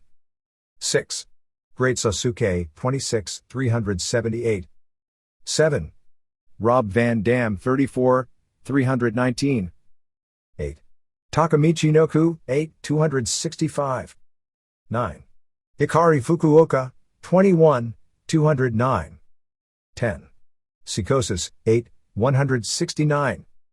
Honorable mention Dragon Kid 143, Koji Kanemoto 95, Kaz Hayashi 72. Previous winners. 1981 Jimmy Snuka. 1982 Tiger Mask, Satoru Sayama. 1983 Tiger Mask, Satoru Sayama. 1984 Dynamite Kid. 1985 Tiger Mask, Mitsuharu Misawa. 1986 Tiger Mask, Mitsuharu Misawa. 1987 Owen Hart. 1988 Owen Hart. 1989 Jushin Liger. 1990 Jushin Liger. 1991 Jushin Liger. 1992 Jushin Liger. 1993 Jushin Liger. 1994 Great Sasuke. 1995 Rey Mysterio Jr. 1996 Rey Mysterio Jr. 1997 Rey Mysterio Jr. Most overrated. 1. Hulk Hogan, 231, 1570. 2. Warrior, 103, 755. 3. Kevin Nash, 47, 607. 4. Bill Goldberg, 61, 582. 5. Lex Luger, 13, 515. 6. Diamond Dallas Page, 56, 424. 7. Kane, 20, 302. 8. Undertaker, 10, 222. 9. Sting, 23, 194. 10. Billy Gunn, 19, 190. Honorable mention, Rob Van Dam, 162, Scott Norton, 142, Scott Steiner, 128, Jeff Jarrett, 117, Atsushi Onita, 108, Jesse Jam, 107, Bret Hart, 84, Taz, 75. Previous winners. 1980, Mr. Wrestling 2. 1981, Pedro Morales. 1982, Pedro Morales. 1983, Bob Backlund. 1984, John Studd. 1985, Hulk Hogan. 1986, Hulk Hogan. 1987, Dusty Rhodes. 1988, Dusty Rhodes. 1989, Ultimate Warrior. 1990, Ultimate Warrior. 1991, Ultimate Warrior. 1992, Eric Watts. 1993, Sid Vicious. 1994, Hulk Hogan. 1995, Hulk Hogan. 1996, Hulk Hogan. 1997, Hulk Hogan. Most underrated. 1. Chris Benoit, 215, 1352. 2. Takamichi Noku, 70, 685. 3. Psychosis, 97, 643. 4. Brian Christopher, 68, 621. 5. Chris Jericho, 25, 242. 6. Dick Togo, 37, 227. 7. Kaz Hayashi, 29, 179. 8. La Parka, 1, 149. 9. Billy Kidman, 26, 146. 10. Scorpio, 5, 124. Honorable mention, Chavo Guerrero Jr. 118, Dean Malenko 112, Jerry Lynn 104, Silver King 100, Juventud Guerrera 95, D'Lo Brown 90, Ultimo Dragon 89, Kentaro Shiga 83, Jun Akiyama 82, Eddie Guerrero 79. Previous winners: 1980 Iron Sheik, 1981 Buzz Sawyer, 1982 Adrian Adonis, 1983 Dynamite Kid, 1984 Brian Blair, 1985 Bobby Eaton, 1986 Bobby Eaton, 1987 Brad Armstrong, 1988 Tiger Mask Mitsuharu Misawa, 1989 Dan Crawford, 1990 Bobby Eaton, 1991 Terry Taylor, 1992 Terry Taylor, 1993 Bobby Eaton, 1994 Brian Pillman, 1995 Skip Chris Condito, 1996 Leif Cassidy, Al Snow, 1997 Flash Funk Scorpio. Best Promotion: 1. New Japan Pro Wrestling 297, 2801. 2. World Wrestling Federation 403, 2463. 3. All Japan Pro Wrestling 41, 1120. 4. Extreme Championship Wrestling 22, 572. 5. World Championship Wrestling 12, 428. 6. Rings 35, 305. 7. EMLL 107. 8. GIA 288. 9. Version 169. 10. Ultimate Fighting Championship 62. Previous winners: 1983 Jim Crockett Promotions, 1984 New Japan Pro Wrestling, 1985 All Japan Pro Wrestling, 1986 Mid-South Sports, 1987 New Japan Pro Wrestling, 1988 New Japan Pro Wrestling, 1989 Universal Wrestling Federation Japan, 1990 All Japan Pro Wrestling, 1991 All Japan Pro Wrestling, 1992 New Japan Pro Wrestling, 1993 All Japan Pro Wrestling, 1994 AAA, 1995 New Japan Pro Wrestling, 1996 New Japan Pro Wrestling, 1997 New Japan Pro Wrestling. Best Weekly Television Show: 1. WWF Raw is War 412, 2554. 2. New Japan World Pro Wrestling 221, 2140. 3. All Japan Pro Wrestling 30, 56, 1121. 4. Extreme Championship Wrestling 52, 684. 5. WCW Nitro 11, 622. 6. WWF Sunday Night Heat 228. 7. EMLL 82. 8. WCW Saturday Night 69. 9. Memphis Power Pro 49. 10. WWF Shotgun Saturday Night 25. Previous winners: 1983 New Japan World Pro Wrestling, 1984 New Japan World Pro Wrestling, 1985 Mid-South Wrestling, 1986 Universal Wrestling Federation, Mid-South, 1987 CWA 90-Minute Memphis Wrestling, 1988 New Japan World Pro Wrestling, 1989 All Japan Pro Wrestling, 1990 All Japan Pro Wrestling, 1991 All Japan Pro Wrestling, 1992 All Japan Pro Wrestling, 1993 All Japan Pro Wrestling, 1994 Extreme Championship Wrestling, 1995 Extreme Championship Wrestling, 1996 Extreme Championship Wrestling, 1997 New Japan World Pro Wrestling. Match of the Year: 1. Mitsuharu Misawa vs. Kenta Kobashi. October 31, Tokyo, 288, 1937. 2. Undertaker vs. Mankind. June 28, Pittsburgh, 190, 1292. 3. Kiyoshi Tamura vs. Tsuyoshi Kosaka. June 27, Yokohama, 141, 1088. 4. Mitsuharu Misawa vs. Toshiaki Kawada. May 1, Tokyo Dome, 26, 482. 5. Steve Austin vs. Dude Love. May 31, Milwaukee, 43, 417. 6. Mitsuharu Misawa and Jun Akiyama vs. Toshiaki Kawada and Akira Taue.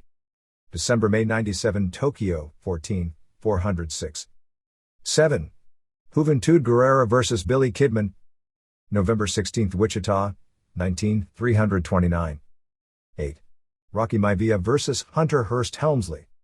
August 30, New York, 9, 306. 9. Kenta Kobashi vs. Toshiaki Kawada.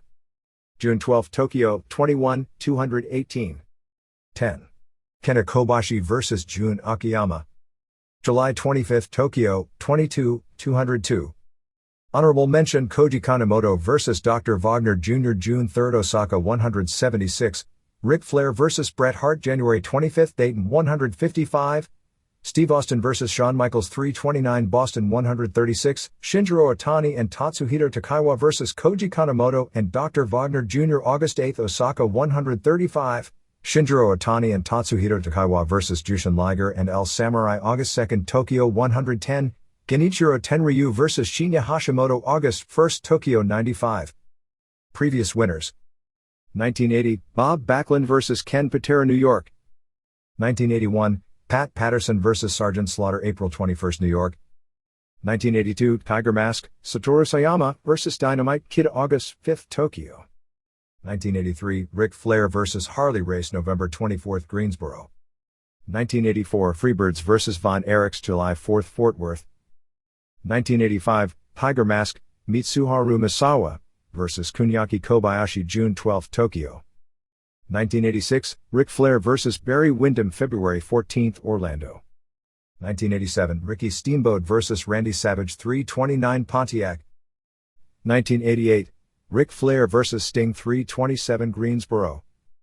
1989, Ric Flair vs. Ricky Steamboat April 2, New Orleans. 1990, Jushin Liger vs. Naoki Sano January 31, Osaka.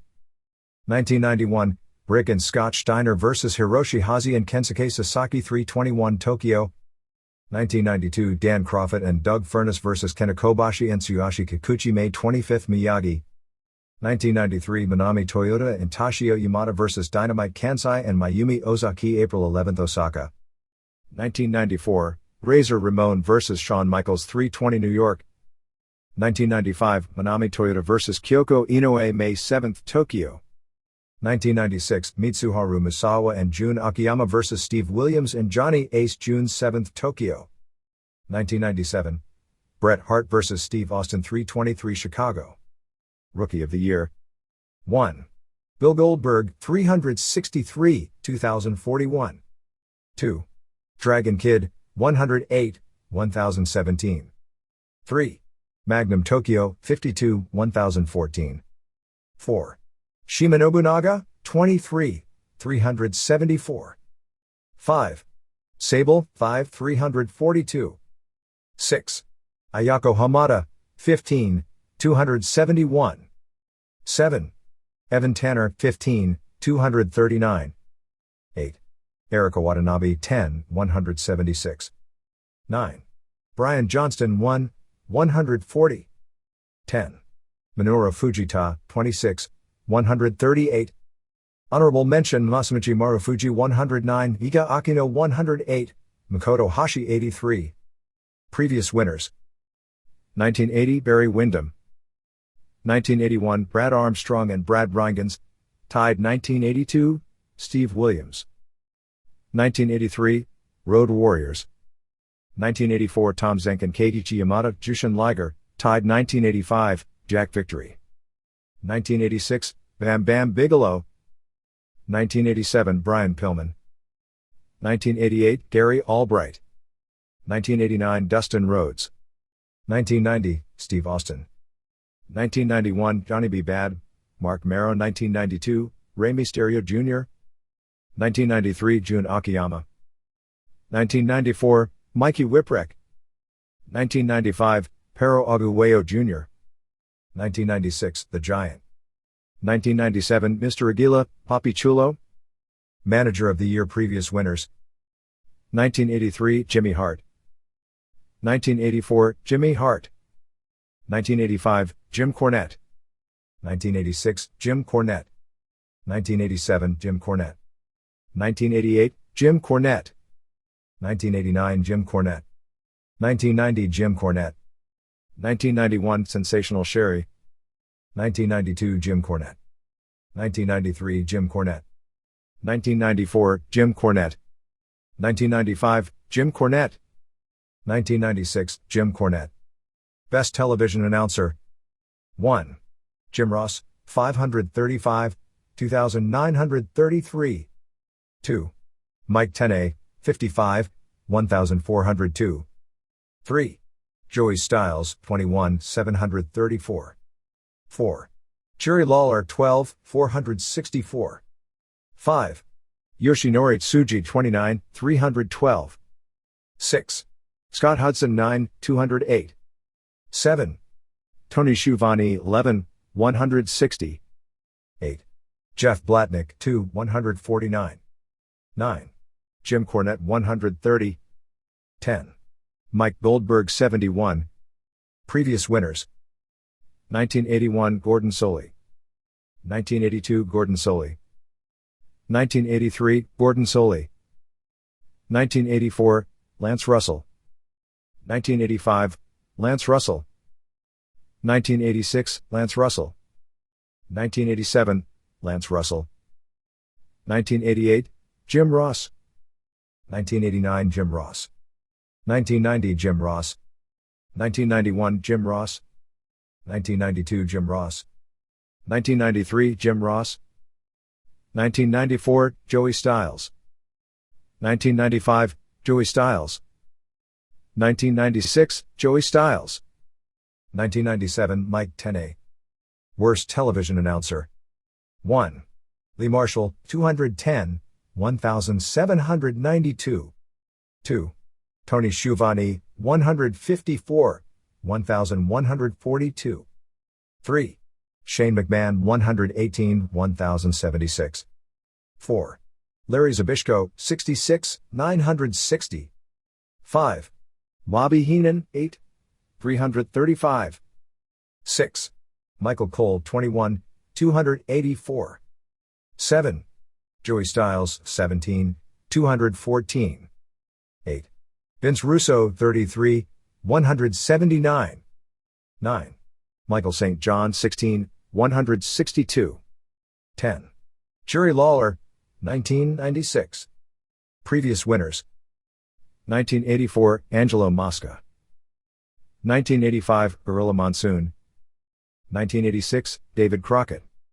1987, David Crockett. 1988, David Crockett. 1989, Ed Whalen. 1990, Irv Abrams. 1991, Gorilla Monsoon. 1992, Gorilla Monsoon. 1993, Gorilla Monsoon. 1994, Gorilla Monsoon. 1995, Gorilla Monsoon. 1996, Steve McMichael. 1997, Dusty Rhodes. Best Major Wrestling Card. 1. ECW Heatwave August 2nd Dayton, 174, 1,188. 2. WWF WrestleMania 329 Boston, 105, 1,069. 3. New Japan G1 Quarters August 1st Tokyo, 122, 770. 4. All Japan Tokyo Dome May 1st, 29, 747. 5.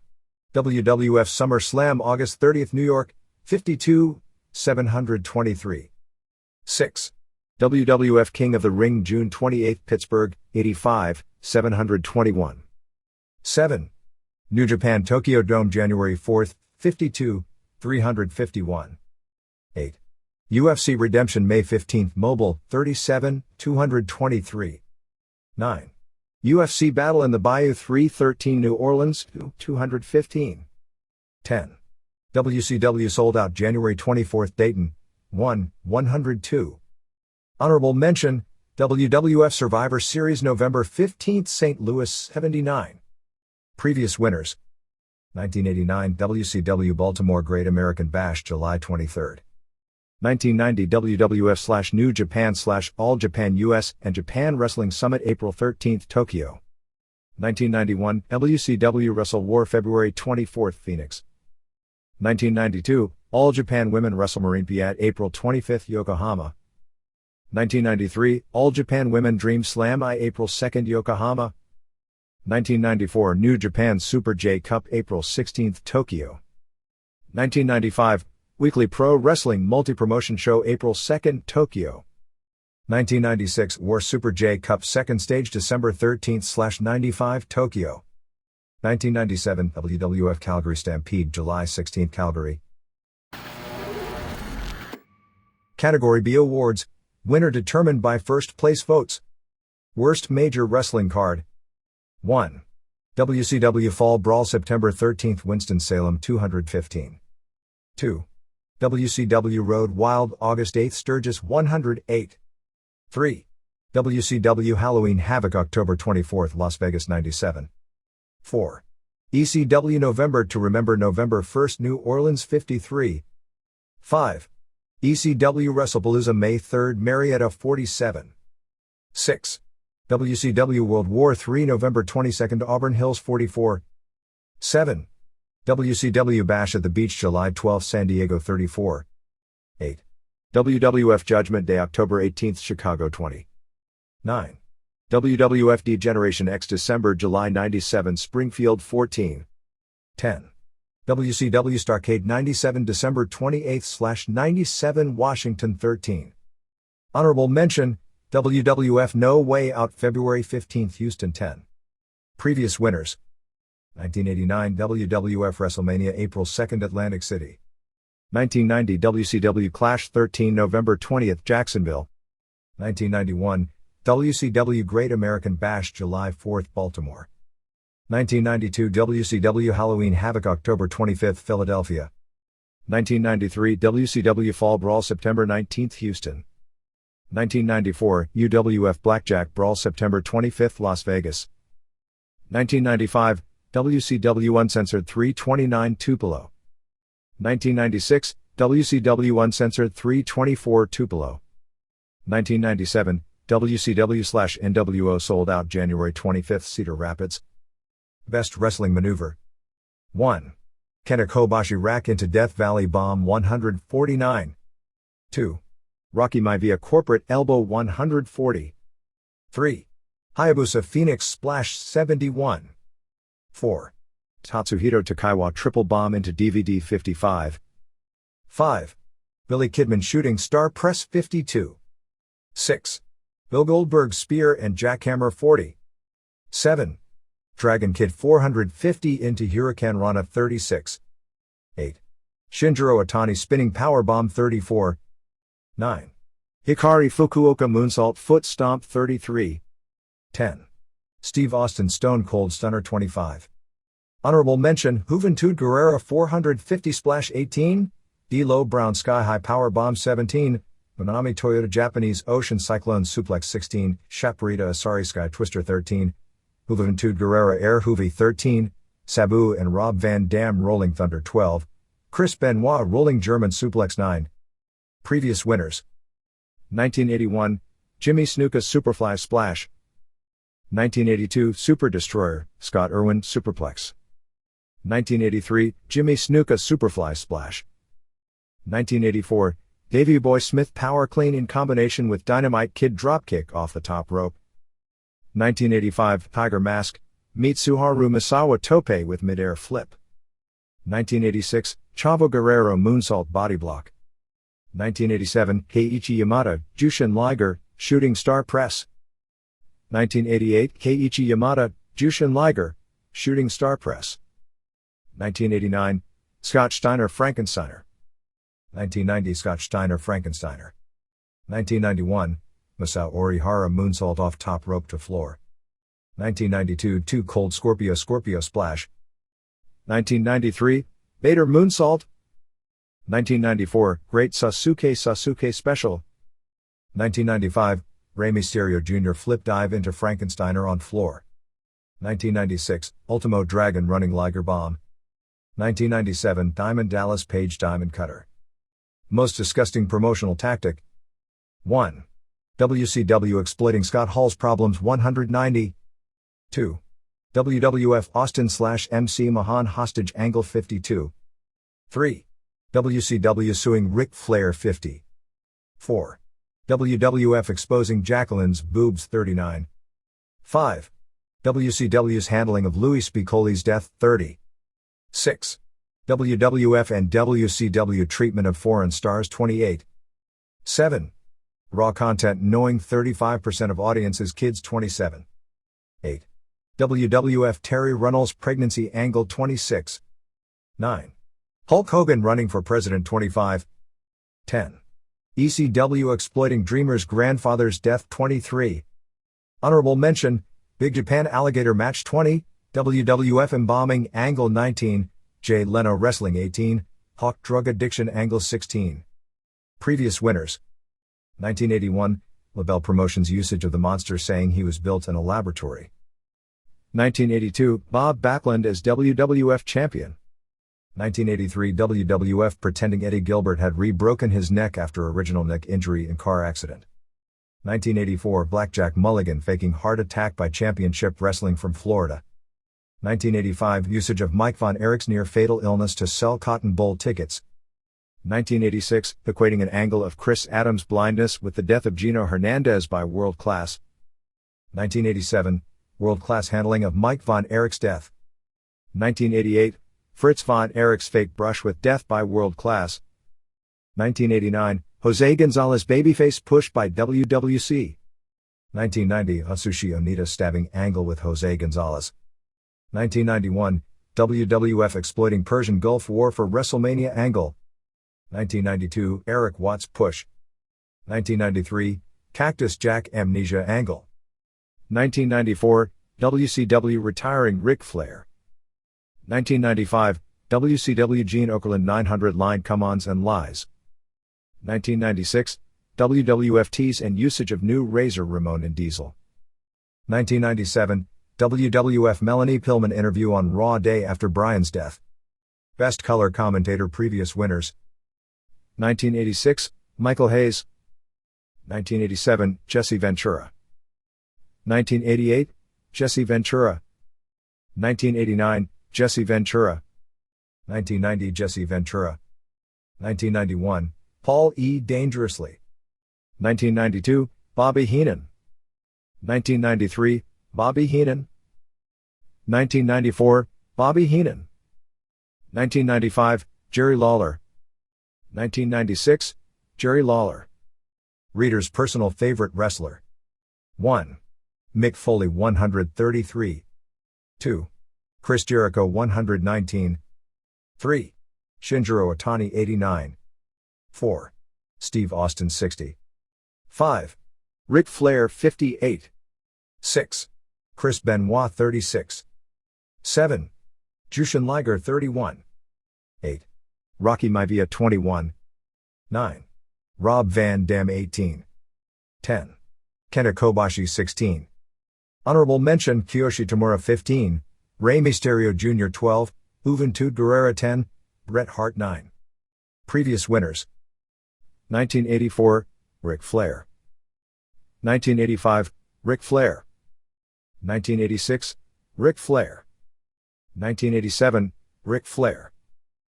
1988, Ric Flair. 1989, Ric Flair. 1990, Ric Flair. 1991, Ric Flair. 1992, Ric Flair. 1993, Ric Flair. 1994, Sabu. 1995, Manami Toyota. 1996, Ric Flair. 1997, Chris Benoit. Reader's least favorite wrestler. 1. Hulk Hogan 162. 2. Warrior 157. 3. Diamond Dallas Page 46. 4. Bill Goldberg 34. 5. Kevin Nash 28. 6. Lex Luger 25. 7. Ernest Miller 21. 8. Scott Steiner 20. 9. Jeff Jarrett 18. 10. Steve McMichael 12. Conan 12. Honorable mention Kane 10. Previous winners. 1984, Ivan Putski. 1985, Hulk Hogan. 1986 Hulk Hogan. 1987 Dusty Rhodes. 1988 Dusty Rhodes. 1989 Ultimate Warrior.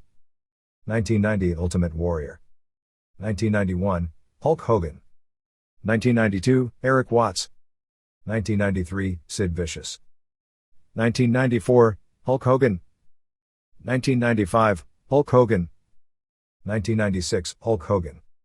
1997 Hulk Hogan. Worst Wrestler. 1. Warrior 229. 2. Hulk Hogan 141. 3.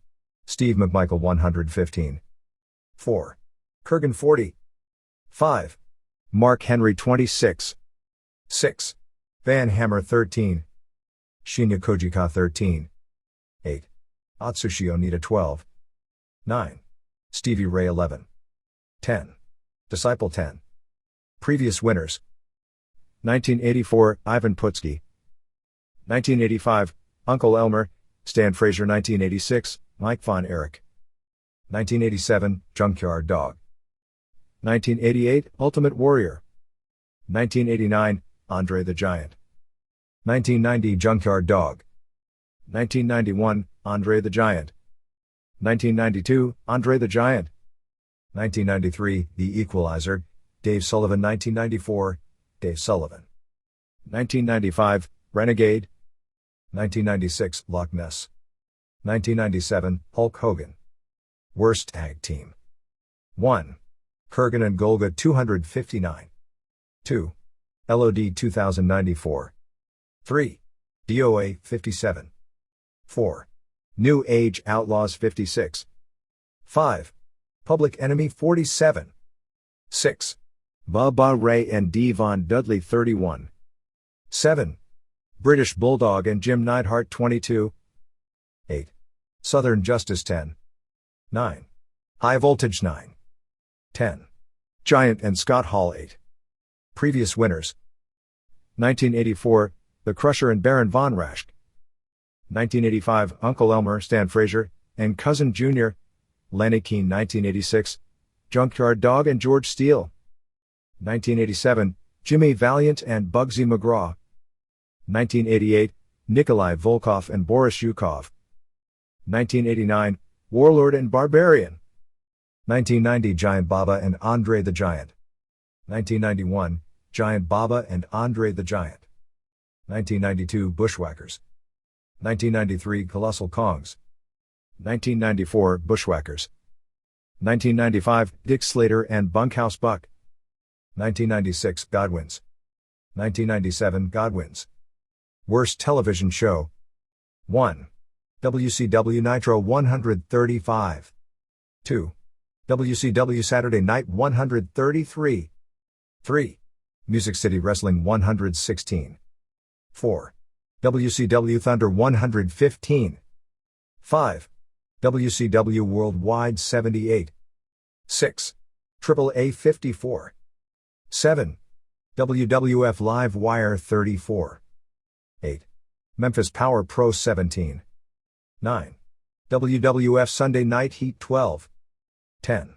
WWF Shotgun 10. Previous winners. 1984 WWF All-Star Wrestling. 1985 Championship Wrestling from Florida. 1986 California Championship Wrestling. 1987 World Class Championship Wrestling. 1988 AWA on ESPN. 1989 ICW Wrestling. 1990 AWA on ESPN. 1991 Herb Abrams UWF. 1992 GWF on ESPN. 1993 GWF on ESPN. 1994 WCW Saturday Night. 1995 WCW Saturday Night. 1996 AWF Warriors of Wrestling. 1997 USWA. Worst Manager. 1. Sonny Wanu 419. 2. Lance Wright 62. 3. Yamaguchi San 56. 4. Una 20. 5. Jackal 18. 6. Babu 17. 7. Paul Bearer 16. 8. Tennessee Lee 13. 9. Paul Ellering 12. 10. Jacqueline 10. Honorable mention, Joel Gertner 9. Previous winners. 1984, Mr. Fuji. 1985, Mr. Fuji. 1986, Paul Jones. 1987, Mr. Fuji. 1988, Mr. Fuji. 1989, Mr. Fuji. 1990, Mr. Fuji. 1991, Mr. Fuji. 1992, Mr. Fuji. 1993, Mr. Fuji. 1994, Mr. Fuji. 1995, Mr. Fuji. 1996, Sonny Ono. 1997, Sonny Ono. Worst match of the year. 1. Hulk Hogan vs. Warrior, October 24, Las Vegas 322. 2. War Games, September 13, Winston-Salem 93. 3. Hogan and Bischoff vs. Page and Leno, August 8, Sturgis 64. 4. Oddities vs. Kaientai, August 30, New York 38. 5. Undertaker vs. Kane, October 18, Chicago 20. 6. Hogan and Rodman vs. Page and Malone, July 12, San Diego 19. 7. Steve McMichael vs. Stevie Ray, June 22, Jacksonville 18. 8. Bam Bam Bigelow vs. New Jack, May 3, Marietta 16. 9. Steve McMichael vs. Bryan Adams, August 8, Sturgis 15. 10. Hulk Hogan vs. Randy Savage, 3/15, Mobile 13. Previous winners. 1984, Fabulous Moolah vs. Wendy Richter, July 23, New York. 1985, Fred Blassie vs. Lou Albano, New York. 1986, Roddy Piper vs. Mr. T, April 2, New York. 1987, Hulk Hogan vs. Andre the Giant, 329, Pontiac. 1988, Hiroshi Wajima vs. Tom McGee, April 21, Kawasaki. 1989, Andre the Giant vs. Ultimate Warrior, October 31, Topeka. 1990, Sid Vicious vs. Night Stalker, November 20, Jacksonville. 1991, PN News and Bobby Eaton vs. Terry Taylor and Steve Austin, July 14, Baltimore. 1992, Rick Rude vs. Masahiro Chono, October 25, Philadelphia. 1993, Four Doinks, Bushwhackers and Men on a Mission vs. Bam Bam Bigelow and Head Shrinkers and Bastion Booger, November 24, Boston. 1994, Jerry Lawler and Queasy and Cheesy and Sleazy vs. Doink the Clown and Dink and Wink and Pink, November 23, San Antonio. 1995, Sting vs. Tony Palmore, January 4, Tokyo. 1996, Hulk Hogan and Randy Savage vs. Ric Flair and Arn Anderson and Mangan Barbarian and Kevin Sullivan and Z Gangsta, Ultimate Solution and Lex Luger, 324, Tupelo. 1997, Hulk Hogan vs. Roddy Piper, October 26, Las Vegas. Worst feud of the year. 1. Hulk Hogan vs. Warrior, 323. 2. LOD 200 vs. DOA 80. 3. Rick Steiner vs. Scott Steiner, 52. 4. Val Venus vs. Kaientai 18. 5. Oddities vs. Headbangers 17. 6. Val Venus vs. Goldust 15. 7. Wolfpack vs. Black and White 14. 8. Hulk Hogan vs. Diamond Dallas Page 11. Tommy Dreamer vs. Justin Credible 11. 10. Jack Victory vs. New Jack 10. Previous winners. 1984, Andre the Giant vs. John Studd. 1985, Sergeant Slaughter vs. Boris Yukov. 1986, Machines Andre the Giant and Bill Eadie vs. John Studd and King Kong Bundy. 1987, George Steele vs. Danny Davis. 1988, Midnight Rider, Dusty Rhodes vs. Tully Blanchard. 1989, Andre the Giant vs. Ultimate Warrior. 1990, Ric Flair vs. Junkyard Dog. 1991, Hulk Hogan vs. Sergeant Slaughter. 1992, Ultimate Warrior vs. Papa Shango. 1993, Undertaker vs. Giant Gonzalez. 1994, Jerry Lawler vs. Doink the Clown. 1995, Hulk Hogan vs. Dungeon of Doom. 1996, Big Bubba vs. John Tena. 1997, DOA vs. Los Boricuas vs. Nation of Domination. Worst on interviews. 1. Warrior 269. 2. Scott Steiner 146. 3. Diamond Dallas Page 36. 4. Ernest Miller 25. 5. Val Venus 20. 6. Steve McMichael 19. 7. Eric Bischoff 15. 8. Jacqueline 13. 9. Colorado Kid 12. 10. Hulk Hogan 10. Vince McMahon 10. Previous winners: 1984, Jimmy Snuka. 1985, Thunderbolt Patterson. 1986, Mike Von Erich. 1987, Bugsy McGraw. 1988, Steve Williams. 1989, Ultimate Warrior. 1990, Ultimate Warrior. 1991, Ultimate Warrior. 1992, Ultimate Warrior. 1993, Mr. Fuji. 1994, Dave Sullivan. 1995, Hulk Hogan. 1996, Ahmed Johnson. 1997, Ahmed Johnson. Worst promotion: 1. World Championship Wrestling 215. 2. Music City Wrestling 171. 3. AAA 134. 4. Big Japan Pro Wrestling 111. 5. Extreme Championship Wrestling 98. 6. Memphis Power Pro 70. 7. NWA 31. 8. UFO 29. 9. World Wrestling Federation 22. 10. IWA Japan 10. Previous winners: 1986, AWA 1987, World Class. 1988, AWA 1989, AWA 1990, AWA 1991, Herb Abrams UWF 1992, GWF. 1993, WCW. 1994, WCW. 1995, WCW. 1996, AWF 1997, USWA. Best Booker: 1. Vince McMahon 328. 2. Paul Heyman 149. 3. Riki Choshu 126. 4.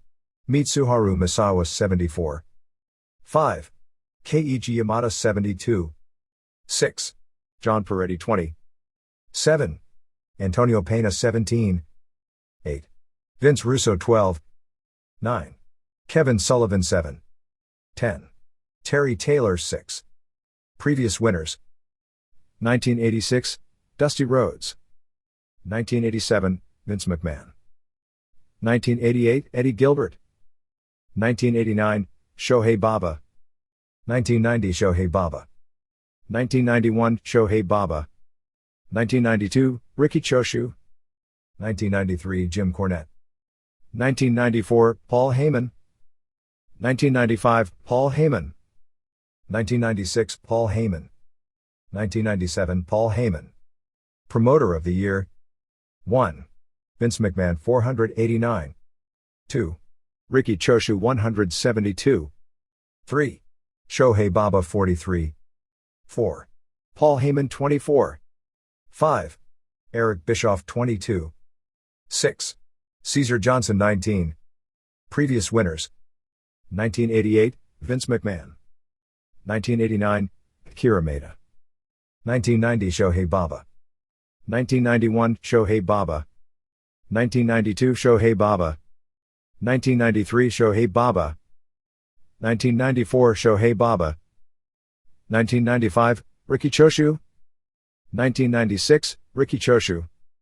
1997, Riki Choshu. Shooter of the Year: 1. Frank Shamrock 495. 2. Tsuyoshi Kosaka 37. 3. Alexander Ottscott 36. 4. Hickson Gracie 33. 5. Mark Kerr 28. 6. Evan Tanner 17. 7. Maurice Smith 15. Tank Abbott 15. 9. Masakatsu Funaki 14. 10. Boss Rutan 12. Honorable mention: Bart Gunn 10. Previous winners: 1997, Maurice Smith. Shoot Match of the Year: 1. Jerry Bullender vs. Kevin Jackson. 313, New Orleans 119. 2. Pete Williams vs. Mark Coleman. May 15, Mobile 115. 3. Kimo vs. Tsuyoshi Kosaka. 313, New Orleans 98. 4. Alexander Otskov vs. Marco Ruiz.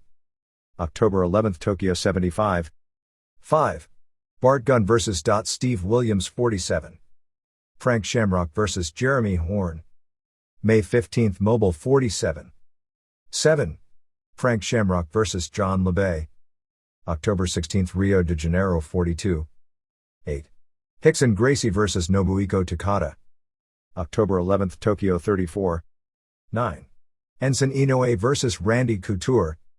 October 24th, Tokyo 21. 10. Mikey Burnett vs. Eugenio Tadeu. 313 New Orleans 20. Honorable mention, Tank Abbott vs. Pedro Rizzo October 16th, Rio de Janeiro 19. Maurice Smith vs. Randy Couture December 17/97 Yokohama 12. Previous winners. 1997 Maurice Smith vs. Mark Coleman July 27 Birmingham. Best gimmick. 1. Stone Cold Steve Austin 131.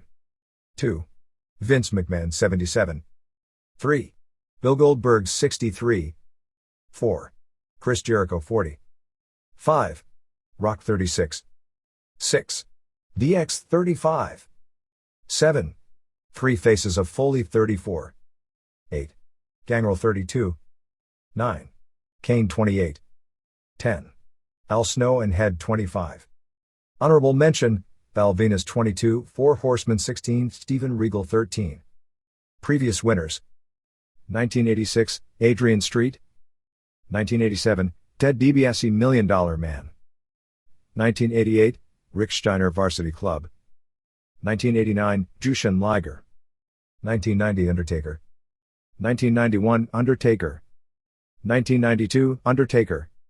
1993, Undertaker. 1994, Undertaker. 1995, Disco Inferno. 1996, NWO 1997, Stone Cold Steve Austin. Worst gimmick. 1. Oddities 116. 2. Warriors 74. 3. Scott Hall 44. 4. LWO 43. 5. Val Venus 37. 6. Steven Regal 30. 7. Al Snow and Head 32. 8. Goldust 27. 9. Tiger Ali Singh 22. 10. Dustin Runnels 18. Honorable mention Own 15, Barry Darso 14, Judy Bagwell 14, Pepe 12, Hawk 11, Too Much 10, Midnight Express 10, Disciple 10. Previous winners. 1986, Adorable Adrian Adonis. 1987, Adorable Adrian Adonis. 1988, Midnight Rider, Dusty Rhodes 1989, Ding Dongs. 1990, Gobbledygooker. 1991, Oz. 1992, Papa Shango. 1993, Shockmaster. 1994, Dave Sullivan. 1995, Goldust. 1996, New Razor, Diesel and Double J. 1997, New Goldust. Most embarrassing wrestler. 1. Warrior 165. 2. Oddities 112. 3. Hulk Hogan 58. 4. Val Venus 47. 5. Scott Hall 44. 6. Godfather 42. 7. Goldust 33. 8. Scott Steiner 25. 9. Dennis Rodman 17. 10. Sable 16. Honorable mention, Jay Leno 13. Previous winner. 1986, Adrian Adonis. 1987, George Steele. 1988, George Steele. 1989, Andre the Giant. 1990, Dusty Rhodes. 1991, Ben Hammer. 1992, Papa Shango. 1993, Bastion Booger. 1994, Doink the Clown. 1995, Hulk Hogan. 1996, Hulk Hogan. 1997, New Goldust.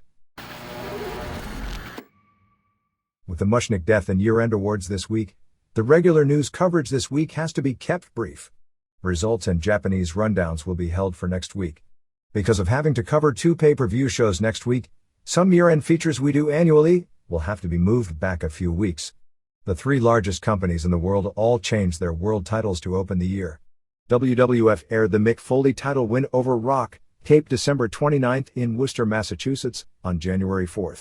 WWF itself on its online site heavily publicized the fact the title change was taped and would air, so they felt, I'd bet correctly so, that fans being told in advance a title change was taped and going to appear would boost their ratings on a very competitive night. Nitro was pushing Goldberg vs. Nash from Georgia Dome, plus the National College Football Championship game was going head-to-head. Foley won the title in 8:47 after Austin did a run-in clocking Rock with a chair. That wasn't the planned finish, since Austin originally wasn't going to be at TV. But when he flew in for the Super Bowl commercial taping, they asked him to be involved in the title match finish. Aside from a spot where Rock used the rock bottom through the English announcer's table, the match was nothing special, but the post-match celebration was tremendous. WCW put the title back on Hulk Hogan at the Georgia Dome, when Bill Goldberg was being held hostage at the police station and couldn't get across the street for 30 minutes. Nash simply laid down for Hogan at 1:38 when Hogan tapped him with his finger, and they all got up laughing. Hogan, Nash, Luger, Hall, Scott Steiner and Bagwell will form the new Wolfpack, since they didn't want to drop the moniker because Wolfpack is the hottest selling merchandise, and the idea is to recreate 1996 to 1997 because that's when the company caught fire. Hope they remember another key of that period was they were presenting incredible matches on television and signed nearly every great young wrestler in the world and were blowing their opposition away in the ring, something that is far from the case today. Goldberg did a run-in after and destroyed a few guys until Hall zapped Goldberg a few times with a taser. He was handcuffed to the ropes and spray-painted red NWO on his back, and they spray-painted his head, which he didn't seem thrilled about. The Georgia Dome drew 34,788 paid and 38,809 total in a building set up for 46,000. The paid was slightly below the company record of 35,514 set for the Nitro in the same building on July 6. The gate was $930,735, breaking the record set on December 21 in St. Louis, but Bischoff was mad that none of the three Dome events drew $1 million. The fans live were furious since they'd been promised a Goldberg vs. Nash main event which never took place and instead got a main event where the two guys didn't touch. Overall, the Georgia Dome was an absolute disaster of a show, and it would probably take 18 pages to list all the reasons why. During the show on two occasions, chimpanzees running WCW told Schiavone to say that Raw was taped and that Foley would be winning the title on the opposition show, so don't switch channels. Nitro was beyond awful. And he was telling people there's a world title change going to happen on the other channel? Who runs this circus? He also knocked Foley, laughing about a company that would make him champ, which isn't going to help Schiavone's rep with wrestling fans since Foley is so universally respected. WWF shot back when they heard what was being said, since even though the show is taped, a commentary is done live, and said they weren't going to present a main event that starts 2 minutes before the show goes off the air and consists of nothing but walking and talking. The other switch was Keiji Muto capturing the IWGP title from Scott Norton in the main event of the January 4 Tokyo Dome, which drew 62,500 fans and an estimated $5.3 million, as they had a monstrous walk-up. It was a really strange show. Based on what I've been told, it's probably better to watch a tape of the Shinya Hashimoto vs. Naoya Ogawa match than discuss it at length, but that stole the show, and by no means because it was anywhere close to the best match. Quickly, results were: 1. Manabu Nakanishi beat Kazuyuki Fujita with a torture rack in 11:10. Tadao Yasuda and Osamu Kido and Tatsumi Fujinami beat Michiyoshi Ohara and Tatsutoshi Goto and Kengo Kimura when Yasuda pinned Goto with a Liger Bomb in 9:17:3. Kendo Kashin and Dr. Wagner Jr. won the IWGP Junior Tag title from Tatsuhito Takaiwa and Shinjiro Otani in 16:53 when Kashin did a flying armbar on Otani for the submission. Said to be real good. 4. Jushin Liger retained the IWGP Junior title, pinning Koji Kanemoto in 23:11 after a brainbuster off the top rope. Said to be as good as you'd expect from these two. 5. Kensuke Sasaki beat Atsushi Onita via DQ in 5:55 when Onita threw fire in Sasaki's face. It was a bad match, but there will be more to write about this from a political standpoint. Onita got a reasonable reaction but was said to have been embarrassingly bad. There is a good chance they'll do an explosive barbed wire match between the two on April 10th at the Dome. 6. In the first of the three-bout New Japan vs. UFO feud, Yuji Nagata beat Dave Beneteau in 5:30 with a triangle choke. Nagata looked good, but fans weren't really into this. 7. Don Frye, representing UFO, evened it up, beating Brian Johnston in 7:55 with a lot of UFO interference. Said to be a lot better than you'd think. 8. In the deciding match, Hashimoto went to a no contest with Ogawa in 6:58. This is the match I need to see a tape of. It was described to me as being a completely different Ogawa from ever before, and it appeared to be a shoot from the opening bell. Ogawa beat the hell out of Hashimoto and looked great in a Vale Tudo way in doing so, although Hashimoto was given credit for taking the punishment and getting a broken nose and not quitting. Hashimoto tried to kick ref Masao Hattori to get a DQ to stop it since it wasn't the finish, and who knows what was. He didn't. The match ended for no reason as the bell just rang and things were out of control. A lot of the post-match was edited off TV. Booker Riki Choshu got in the ring, acting as the guy running the company. Fans reacted with a huge pop as if he was going to be part of an angle. He told Ogawa to get out of the ring, which he did, but he came back and Choshu ended up punching Ogawa in the face, which may be an angle for April 10th. Antonio Inoki was nowhere to be seen. Actually, he was in the first base dugout wearing a rubber Halloween mask watching, although that at this point hasn't been acknowledged. Remember, Inoki is the master of shoot angles. There was a huge brawl at the end at Kazunari Murakami, one of Ogawa's seconds, wound up taken out on a stretcher after being punched in the nose by Ohara and was said to have suffered a broken nose. 9. Satoshi Kojima and Hiroyoshi Tenzan beat Genichiro Tenryu and Shiro Koshinaka to win the IWGP Tag titles when Kojima hit Koshinaka with a lariat and Tenzan pinned him after a headbutt off the top in 16:35. First half saw Kojima and Tenzan argue, but as the match progressed, they started working together and doing double team moves. After the previous match, the fans were having a hard time getting back into good pro wrestling as usual. When the match ended, Kojima and Tenzan, who were warming up and didn't see what happened before, when the press came, were a lot more interested in asking about exactly what happened and talking about their World Tag Team title win. 10. Muto beat Norton in 1901 with the figure 4. Muto had his working shoes and moved better and with less pain than he has in months, but after everything that had happened on the show, going so long with Norton doing an American-style working the knee match didn't get over. This was a week of tragic news. Dan Curtis, 37, an independent promoter out of Royal Oak, Michigan, who also worked as a manager called The Gypsy and was co-promoter for indie promotions such as Motor City Wrestling and Northern States Wrestling, and most recently Hellfire Wrestling, which ran its first show with Insane Clown Posse headlining on December 27 in Detroit before a sellout 1,000, died of a massive heart attack apparently on December 29. He was found dead in his apartment on January 1 when phone calls for several days hadn't been returned and he failed to appear at several New Year's functions. He had been very ill last year with complications from diabetes. Frank Valois, 77, who wrestled from 1940 to 1978 and was best known as the business manager for Andre the Giant during his early years barnstorming in North America, passed away on December 31 at his home in Saint Adèle, Quebec, about an hour north of Montreal.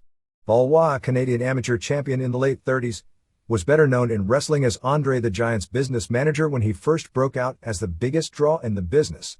Valois, who grew up in Montreal, became a huge star in France in the early 1950s, first as a wrestler, and later as an actor where he did more than 20 movies. He met Andre while wrestling in France in 1967. He brought him at the time he was wrestling in Montreal under the name Gene Fair to Vince McMahon Sr. in 1973, who booked him around the world as the biggest attraction and up to that point in time, highest paid wrestler of all time. Valois toured for several years with Andre, and worked as a frequent opponent before leaving the road and starting up the international wrestling promotion with Dino Bravo and Gino Brito in Montreal, which lasted from 1979 to 1987, which peaked in the mid-80s with the second-generation Rojo brothers versus Ron and Jimmy Garvin feud before it was crushed under the weight of the WWF onslaught. Eddie Guerrero, 31, suffered a major auto accident in the middle of the night on New Year's Eve, suffering a lacerated liver, a fractured pelvis, and a large portion of his calf was ripped off. After going to sleep, in the middle of the night he wound up driving his Trans Am and crashed, and was ejected through the top of the car. The car was destroyed. Had he been wearing his seat belt, he'd have surely been killed. He was thrown from the car and landed in sand face first. When the police came, seeing the condition of the car and the scene of the accident, they were stunned he was still alive. The injuries are said not to be career-threatening and he'll be hospitalized until the end of the week. Preliminary indications are that he'll be out of action 3 to 4 months. None of this was acknowledged on TV as they taped those LWO vignettes in El Paso a few weeks back that they will be running on TV the next few weeks. Luthez also suffered a major car accident on January 2, totaling his car about 100 miles from St. Louis, driving in from Virginia in the blizzard to attend the Mushnick funeral, and he never made it. He's fine. Eric Dahlberg, a longtime observer, subscriber, and correspondent for matches in Minnesota and Wisconsin, out of Oakdale, Minnesota, died in an auto accident on December 26. Sports Illustrated is working on a story on Bill Goldberg. Because of New Year's, ratings for this past weekend are unavailable. For December 28, Raw did a 4.87 rating and 7.60 share to Nitro's 4.59 rating and 7.16 share, so the Flair-Bischoff stuff kept it close. We don't have total viewer numbers available, but I'd bet it was real close. Flair vs. Bischoff did a 6.15 rating, which was the highest rated segment of either show. The Michaels MC Mahan final confrontation did a 5.55, although it had 2 minutes going unopposed after Nitro went off the air, so the two numbers really can't be compared. In head-to-head, Raw won 6 of 8 quarters, although Nitro actually won the first head-to-head hour outright by 4.37 to 4.33, largely on the strength of the Mysterio Jr. and Kidman vs. Guerrero and Guerrero match, which did a 4.8 and beat Raw's Jarrett and Hart vs. Goldust and Blackman at 4.3.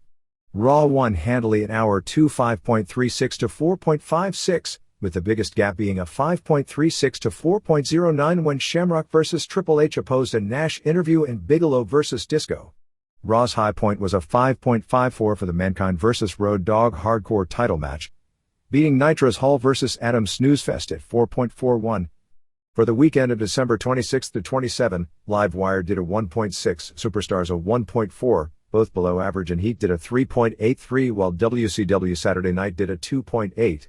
WCW's December 30th primetime 3-hour special on TNT called Best of Nitro was changed from having the best matches in Nitro's history to instead being a Best of Hogan. Did a very strong 3.50 considering there was very little hype for the show and it wasn't in a slot wrestling fans are used to.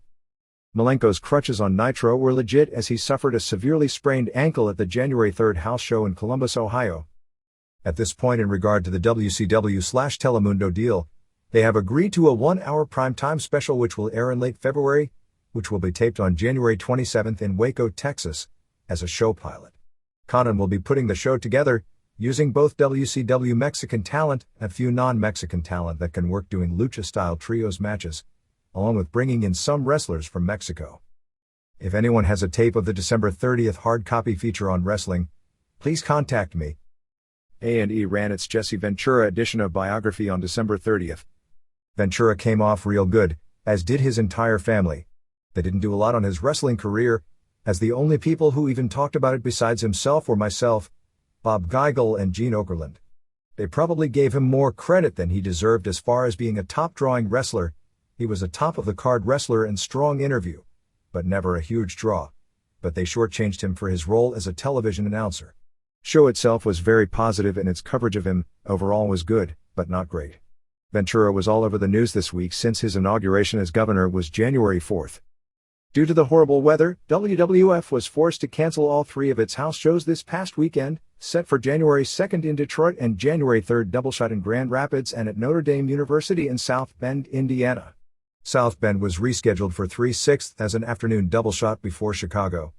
Detroit and Grand Rapids tickets will be honored on April 12th and April 13th respectively, both of which will be Raw tapings, and since the shows were almost sold out in advance, there are very few tickets remaining. WCW this past week drew on December 29th at Nassau Coliseum drew 12,323 paying $398,990. December 30th in Philadelphia at the Spectrum drew 17,196 paying $286,838. About 800 shy of capacity. January 2nd in Macon, Georgia had 6,056 paying $129,530. January 3rd in Columbus, Georgia drew 4,072 paying $83,560. We don't have merchandise for the week available at press time. In Philadelphia, Bam Bam Bigelow missed the show as his wife went into labor. The scheduled 3-way with Bigelow, Nash and Goldberg for the title was changed, with Giant beating Page on the undercard and going into the title match, where Goldberg speared him but Nash jumped on top first for the pin. Macon and Columbus was headlined by Goldberg beating Giant. Sting returned for the latter 2 shows, beating Wrath. Both Sting and Hart, still bothered by a nagging groin injury, were at Nitro on January 4th, but neither were used. With Guerrero injured, Juventud Guerrero was called in as a sub and he and Jericho lost to Benoit and Malenko. WWF's only show of the past week was the TV taping. December 29th in Worcester, Massachusetts, which drew a sellout 10,668, paying $257,093 and $74,251 in merchandise, or $6.96 per. Fans live didn't see this, but on television they added into the show the angle where Michaels was injured to explain his leaving due to the back surgery. Michaels was back with DX, but they sort of double-crossed him and left him to the wolves, and the corporate team destroyed him outside the building. They actually didn't do a beating, just went to a commercial, and when they came back, Michaels was laying face down on a broken windshield, covered with blood, and carted away. Victor Quiñones and Savio Vega are running WWF shows on January 5th and January 6th in Caguas and Ponce, PR, with Undertaker vs. Kane, Outlaws vs. Perez, and Jesus Castillo as the headliners. The real name of Brady Boone was Dean Peters. According to police reports, his death came while returning from the TV taping in Palmetto, Florida on December 22. He was driving on an elevated stretch of I-275 in St. Petersburg when his Dodge van went off the road and fell to 5th Avenue underneath and flipped over. The crash is being investigated by the Highway Patrol. All Japan shot an angle with Vader and Kobashi on its first show of the year on January 2. They were in the year-opening Battle Royal, eventually won by Giant Kimala 2, which shows what that's worth, and Vader headbutted Kobashi above the eye and Kobashi was cut open. This was a planned spot without the blade and was dangerous as hell, but you know how great lengths people will go nowadays to get their angles over. Vader continued to attack him. Kobashi was taken to the dressing room. Vader tried to get in the dressing room to continue to attack him, but the door was locked, so Vader punched through the glass window of the door and opened it from the inside. They took Kobashi to the hospital, where he took a legit 11 stitches on the outside and 3 stitches on the inside. Kobashi worked the January 3rd show, although not against Vader, but Vader came out before Kobashi's match started and they had a pull apart. Their singles match will be January 15th. On January 3rd, Misawa and Hiroshi Hazi beat Vader and Manukia Mossman when Hazi pinned Mossman, and after the match Hazi challenged Kawada to a singles match on the May 2nd Tokyo Dome show. Yoshinobu Kanemaru on that card won the annual Junior Heavyweights Battle Royal. Kobashi talked about Rock or Austin as potential opponents for the Dome. At this point, negotiations haven't even been opened for this to happen. New Japan will not only run the Dome in April, but again in October. WWF is planning a big angle for Undertaker's Raw return on January 11th in Houston. The working idea for Randy Savage's new valet's name is Gorgeous George. Savage's ring music for the past 13 years was the same music that George used. ECW over the weekend drew 1,000 for a show in Northeast Philadelphia on January 2nd, and 511 in Pennsylvania on January 3rd. Nothing of any major significance, although they tested out Yoshihiro Tajiri vs. Super Crazy for 2 matches, with Tajiri winning the first night and Crazy the second.